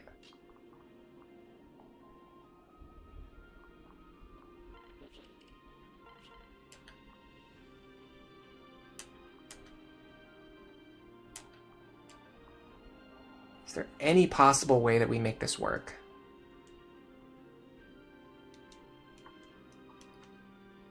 In theory, If we could guarantee a dual strike here, we could... No, because then Magus Plus would trigger. Or Pavis Plus would trigger. Man, this is brutal. This is brutal. We're getting overrun here.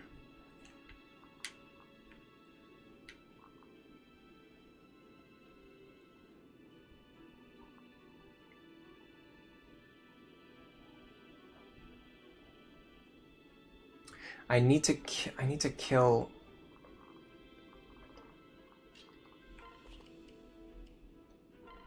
I think this is the play. I'm also going to do... I mean, Balmung's not that much more powerful. Yeah, no, we actually can't damage him, so it doesn't matter.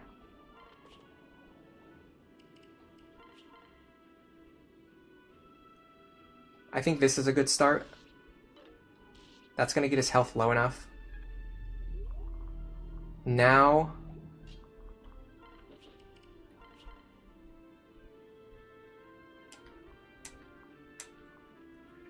Okay, let me calc this. He's going to deal 7... We're going to deal 23 or 24 damage to ourselves. Then he's going to deal 17 damage to us. We're going to be on 41. Then we're going to finish him off. The dual strike didn't matter. We would have survived anyway. Then we can jump back up here to take this guy out. I've got 3 rescue stabs. Is that enough? The tricky part is I need Robin to stand on this fort. But I think they'll be fine. I'm going to do nothing equipped on her because I need the Nosferatu healing, I think, to survive this phase. Now we must get rid of you. And we must rescue Muriel.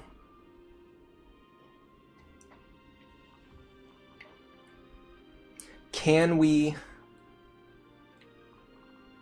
do something like this? 27 speed.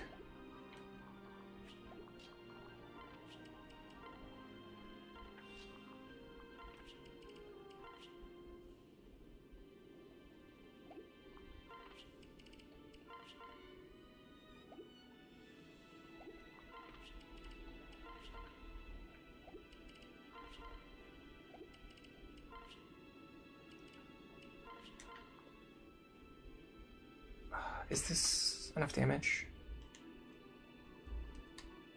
Oh yeah, way more than enough.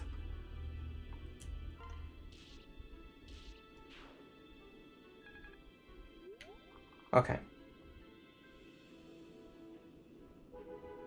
Let me get a grasp on my current rescue requirements. I need to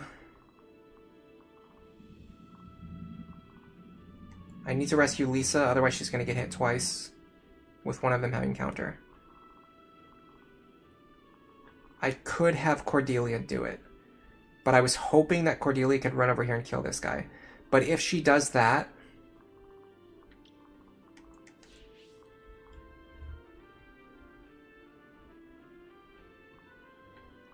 Muriel might actually be completely safe here, but I'm not 100% sure.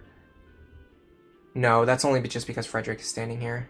Frederick's gonna move. Okay, so I have a couple of lines of play. One of them is you rescue Lisa, you rescue Muriel, and then you do just heal somebody. That's the safest line. Now there's a more complicated line that might allow me to gain some momentum.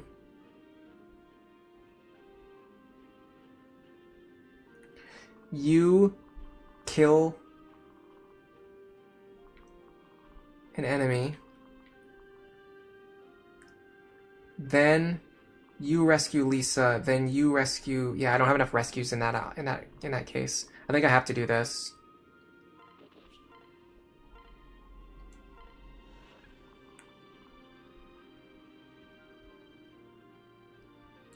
Let's get Frederick out of the way first so I can tell exactly how far the enemies are moving. So I can pull Muriel back over. And then you can heal Cordelia for next turn. Now, this is all going to come down to whether or not Robin can survive. But I think it's more or less guaranteed. Especially with the power of Nosferatu, just... yeah. Oh my god. Somehow I missed that guy having counter. Or I didn't think we were in his range. We're fine either way, though. Nosferatu is just so good. That's going to be the big one. That's going to get our health back up. That's annoying. Because it means we're going to have more enemies clustered over there next turn. It actually would have been better if we killed that guy so we could fight the guy behind him. It's not the end of the world, but it puts us behind one action. Okay. Because I think this guy would have been able to reach us, and we could have killed you and you. Alright, this turn, same thing is going to happen. I have to do pretty similar to what I just did, but I also have to account for the fact that an enemy's going to come out of here. Or I can block that fort. Blocking that fort is going to be tricky because of this guy having counter.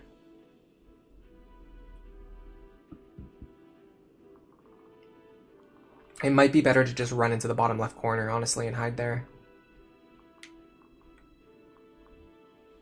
I'm a little worried about you. Okay, let's get these characters involved.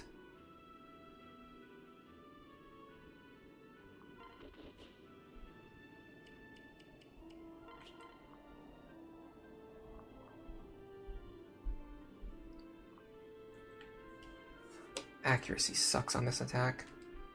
And we can't even guarantee the kill.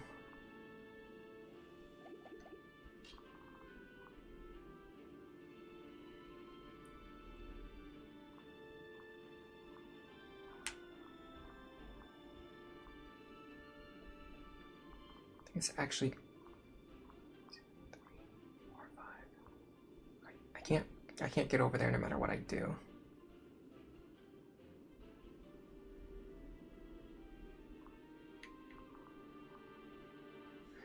I'm trying to think. Yes, okay, I see the line. I see it. And I have seen it. It has been seen. Javelin's better here if I can get away with it. And I can. So this allows us to fly, which gives Severa a lot more mobility. Now, because she can guarantee this kill, and because this guy has counter, in fact, he's the one... no. Yeah, he's the one guy that Robin does not want to fight. Well, the problem is this guy's probably going to move into one range and attack with his sword. Because usually I think... I'm not sure. I'm actually not sure. I'll just keep Nosferatu equipped. It might end up being a waste.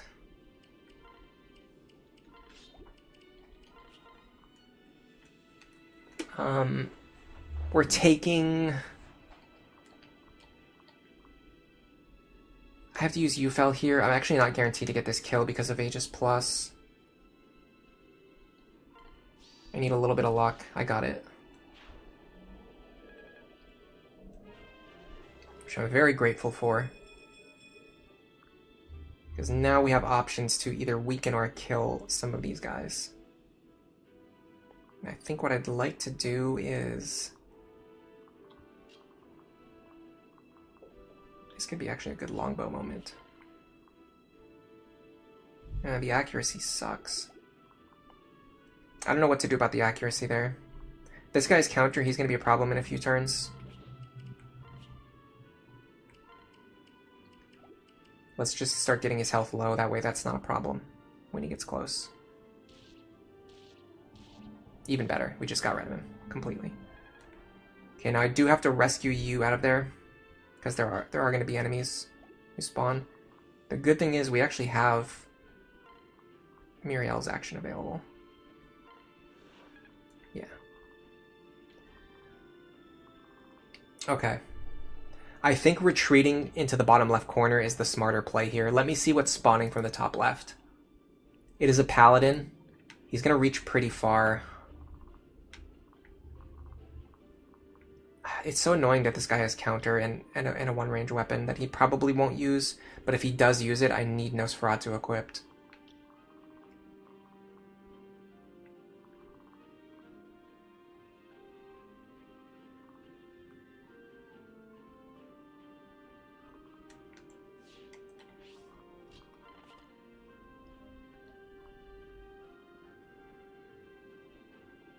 Sure.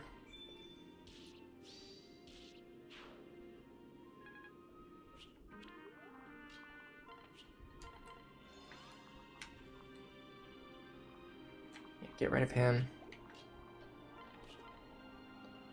Do we heal back up? Probably not.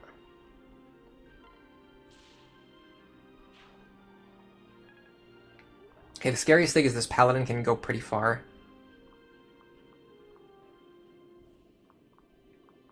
I'm just gonna rescue my characters as far down here as possible. If you can reach Laurent, you're gonna grab Laurent. I think we've won. I don't foresee any way that we could actually lose from here.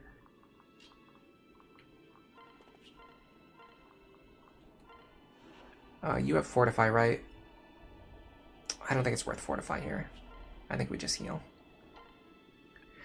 I think this is the point in the game, and it's pretty late. It's pretty late when this happens. It's not like this is like, you know, some amazing thing where you get tons of value for the entire playthrough. But this is the point in the game where if you give Lisa like if you've just been using Lisa as a staff bot for the entire game, if you give her a good para partner, she can actually start to just like, you know, contribute. Like, I mean, we've seen her do it already. She got rid of a dangerous enemy on the first turn. All right, we're just gonna have to do this. I don't like it, but I'm gonna have to do it. Now,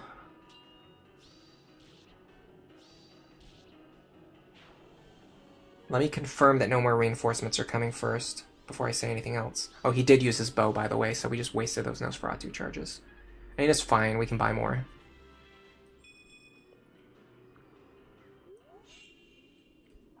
With Aggressor and Bowfair, the double bow can deal an extra 20 damage per hit. Yeah, it's pretty awesome. You want me to drop skill +2? Why would I do that? It's giving me extra hit rate and extra crit rate. Armstrict is giving me nothing. Would you rather have extra hit rate and extra crit rate, or would you rather have nothing? Which of those two things is better? Which of those two is better?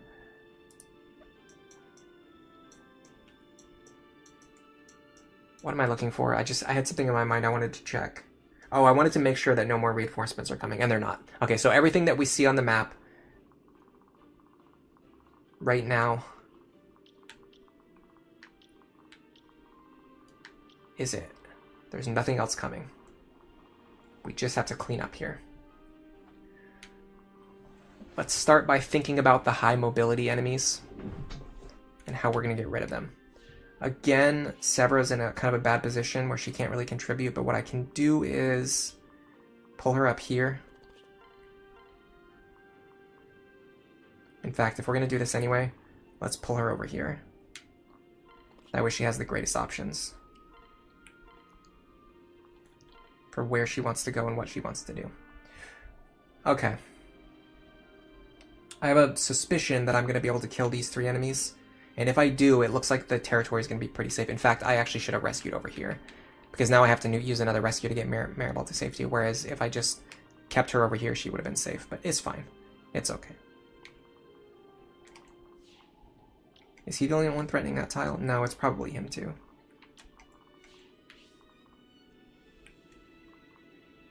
These two don't really concern me. I can probably just enemy phase the guy with the tomahawk. In fact, let's see if Lisa matches up against him. 59. -7 is 52. He will kill me. That's a problem. I can't get that much defense from you. I could get some from Crom, though. Or from Frederick, sorry. Can I get speed from Frederick? So I can get the defense I need from Frederick, but I can get the speed that I need from Crom. I need defense and speed. This is where a hero or paladin pair up would be nice. And this is only because he has Luna Plus too. If we were just fighting normally, we'd be able to fight him. Hello Synthelius, welcome to the stream. This is the start of my VTuber era. This is just a model I wanted to show off. I made it for a comic that I'm working on, and I wanted you guys to see it. Does it look good? I think so. Olerin, you think I'm rage baiting? How am I rage baiting?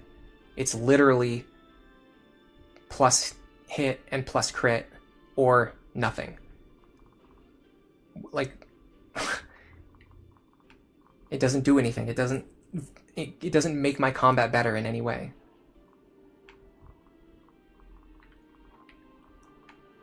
The only thing it's going to do is save me gold, which is not going to matter because I'm going to have infinite gold in like 2 more chapters.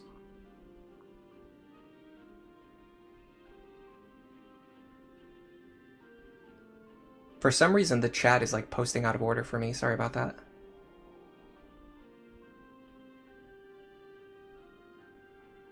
Like this, some of the newer messages are appearing before the older messages. Why is it doing that? Oh, I probably have chat. I have top chat mode on.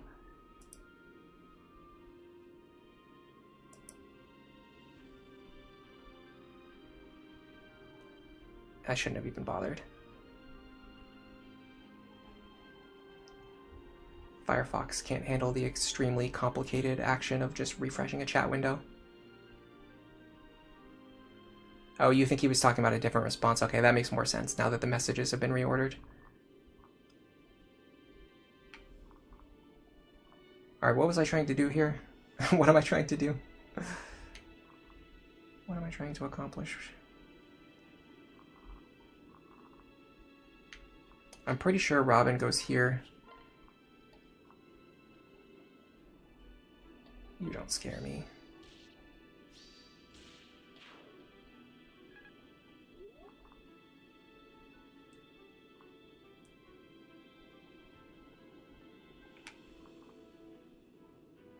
We're not killing him.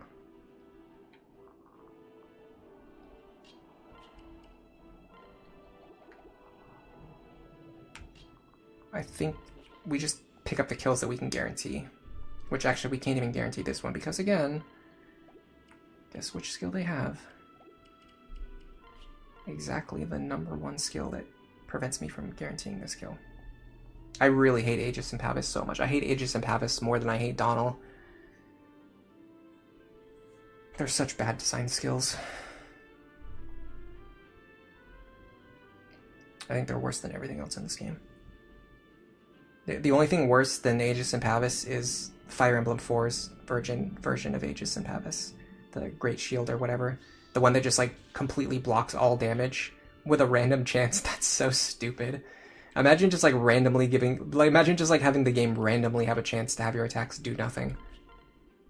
Genius. I don't expect this to work, but okay, we got it. That's the power of crit builds right there. Alright, so now we're gonna dance for... I want to dance for Robin, honestly. Do I? No, I can actually dance for you. Dance for Severa. I want Severa to get experience anyway. I'll put her here next to Robin too, so she has a crit bonus. Now I do need to rescue you. That's going to be pretty trivial. And I wanted Lisa to enemy phase that guy. I don't think it's going to be possible, but I actually think... Well, I don't know why I'm obsessed with the idea of having Lisa do it. I could just have Lauren do it. Pretty sure he's guaranteed to win that encounter. I'm not even going to calc it. There's no way just like a random Wyvern beats him.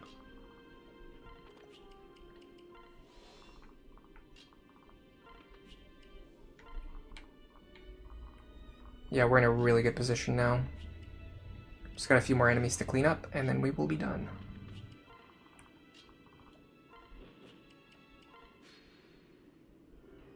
All of your homies hate Aegis and Pavis. It's so terrible.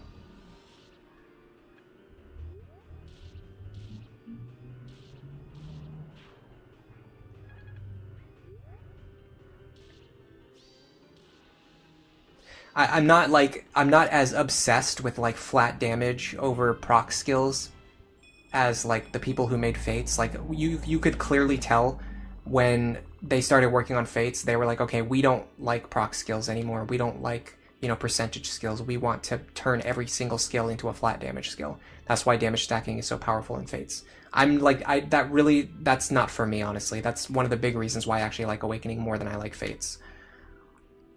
But when you talk about damage reduction, I really think that damage reducing skills just shouldn't work the way Aegis and Pavis do. Not only with them being percentage based normally, but even with Aegis Plus and Pavis Plus, just having them be so powerful, like they cut your damage in half, that's just too big of an impact. And it really only benefits the enemies too. Like you can never utilize it as a player, which is why I say it's a badly designed skill. A good skill is something that the player or the enemies can use in certain situations, and like you can find ways to balance it, even if it might be better for players in some cases, or it might be better for enemies in other cases. You can always make like an argument for it, but the way Aegis and Pavis work, like they really only work for enemies. They don't really work for the player, and it's just so unsatisfying. And it's dumb. It's stupid. I'm gonna say it. Anyway, doesn't matter. Nobody cares what I think about game design.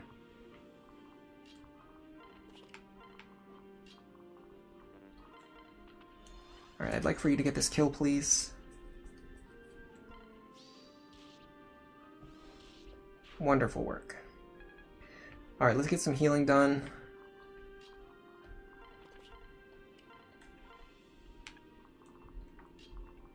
Let's get Robin into a good position in case I need them.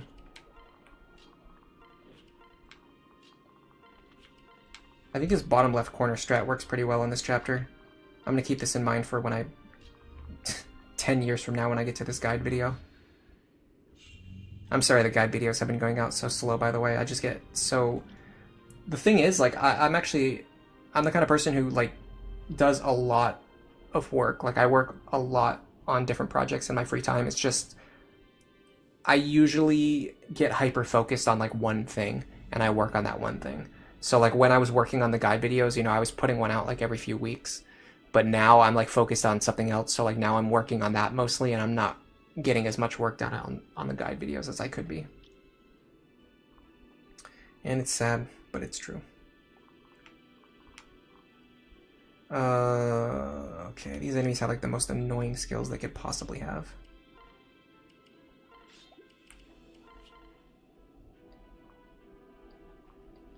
Actually, I'm going to use Ufel here just so I can attack twice. Because otherwise when my silver bow breaks, I'm not going to be able to attack a second time.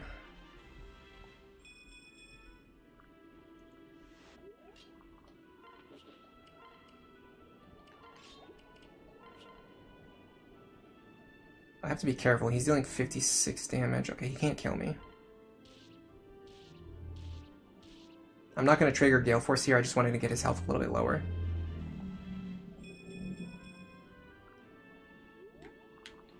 Can you clean up here? 56 minus 12 is 44. He kills me, and I can't kill him guaranteed. I can Nosferatu though. That'll get me out of lethal range, so that way even if I didn't land that dual strike, I would have still gotten him. Okay, now I'd like to set up a situation where Laurent or Severa can enemy phase this boss.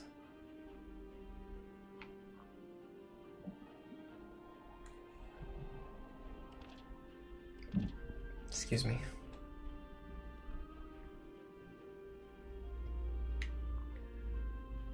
In fact, I'd actually like to use Morgan for this. Yeah, that's an intelligent thing to do.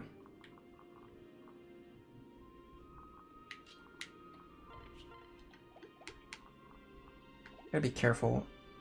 He doesn't have pass. So once we move out of the way, he's gonna be able to run through here. I don't know how far exactly. 5, 6, 7. He's going to be able to reach here. Actually, here's the plan. Rescue you first. Now we can actually see his attack range. Then we rescue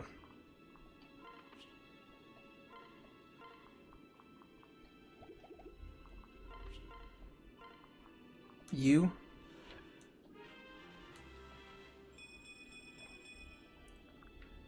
Then we dance for you. Then we're going to start dropping some rallies. And I would like it if I can get Robin next to you, which I'm sure I can. He has a 2-range weapon, so I don't have to worry about counter. I can just use a Thundertone. Elwind. Okay, what is his actual damage? 61. Minus 13 is 48. We survive. We are going to be completely fine. We might even kill him.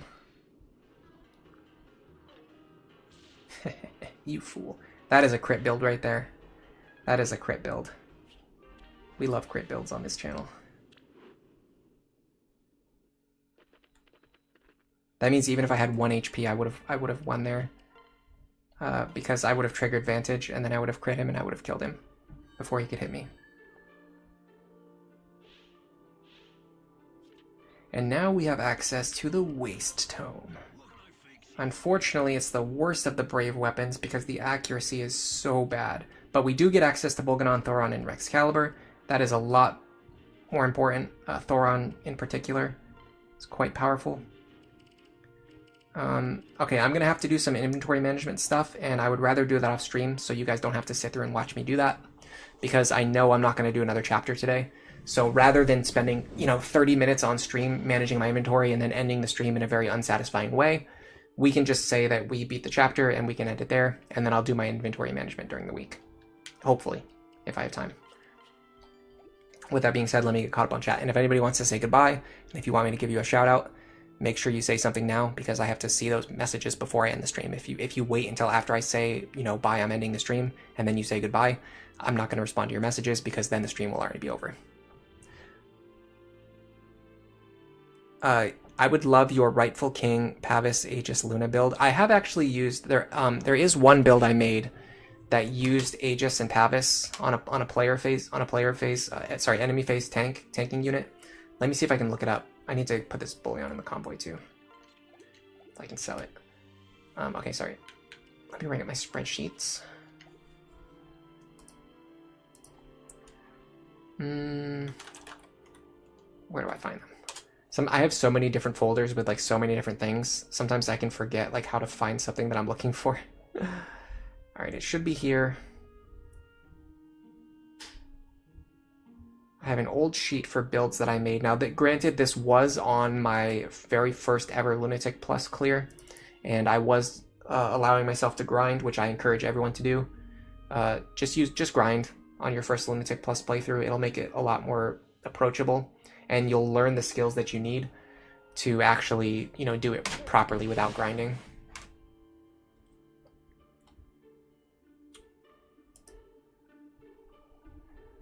I think I opened the wrong sheet. I opened the wrong sheet, or I deleted the old sheet that used to have the information I'm looking for. I got one more sheet I can check. It might be here. Yeah, this is it. I found it. I also calculated stuff like Luna Aether, Luna Rightful King, stuff like that, to see which has like the best activation rates. Okay, so the build was... Yeah, okay, so I had two builds. It was like a team build. So Jerome with dual support plus, Swordbreaker, Lancebreaker, Axebreaker, Bowbreaker. Effectively, the idea was to make it impossible for anything to hit him. Then, if I was in a situation where, for some reason, like something attacked him that, you know, could hit him or was a serious threat to him. His partner was Kiel, and she had Renewal, Aegis, Pavis, Dual Guard Plus, and Miracle.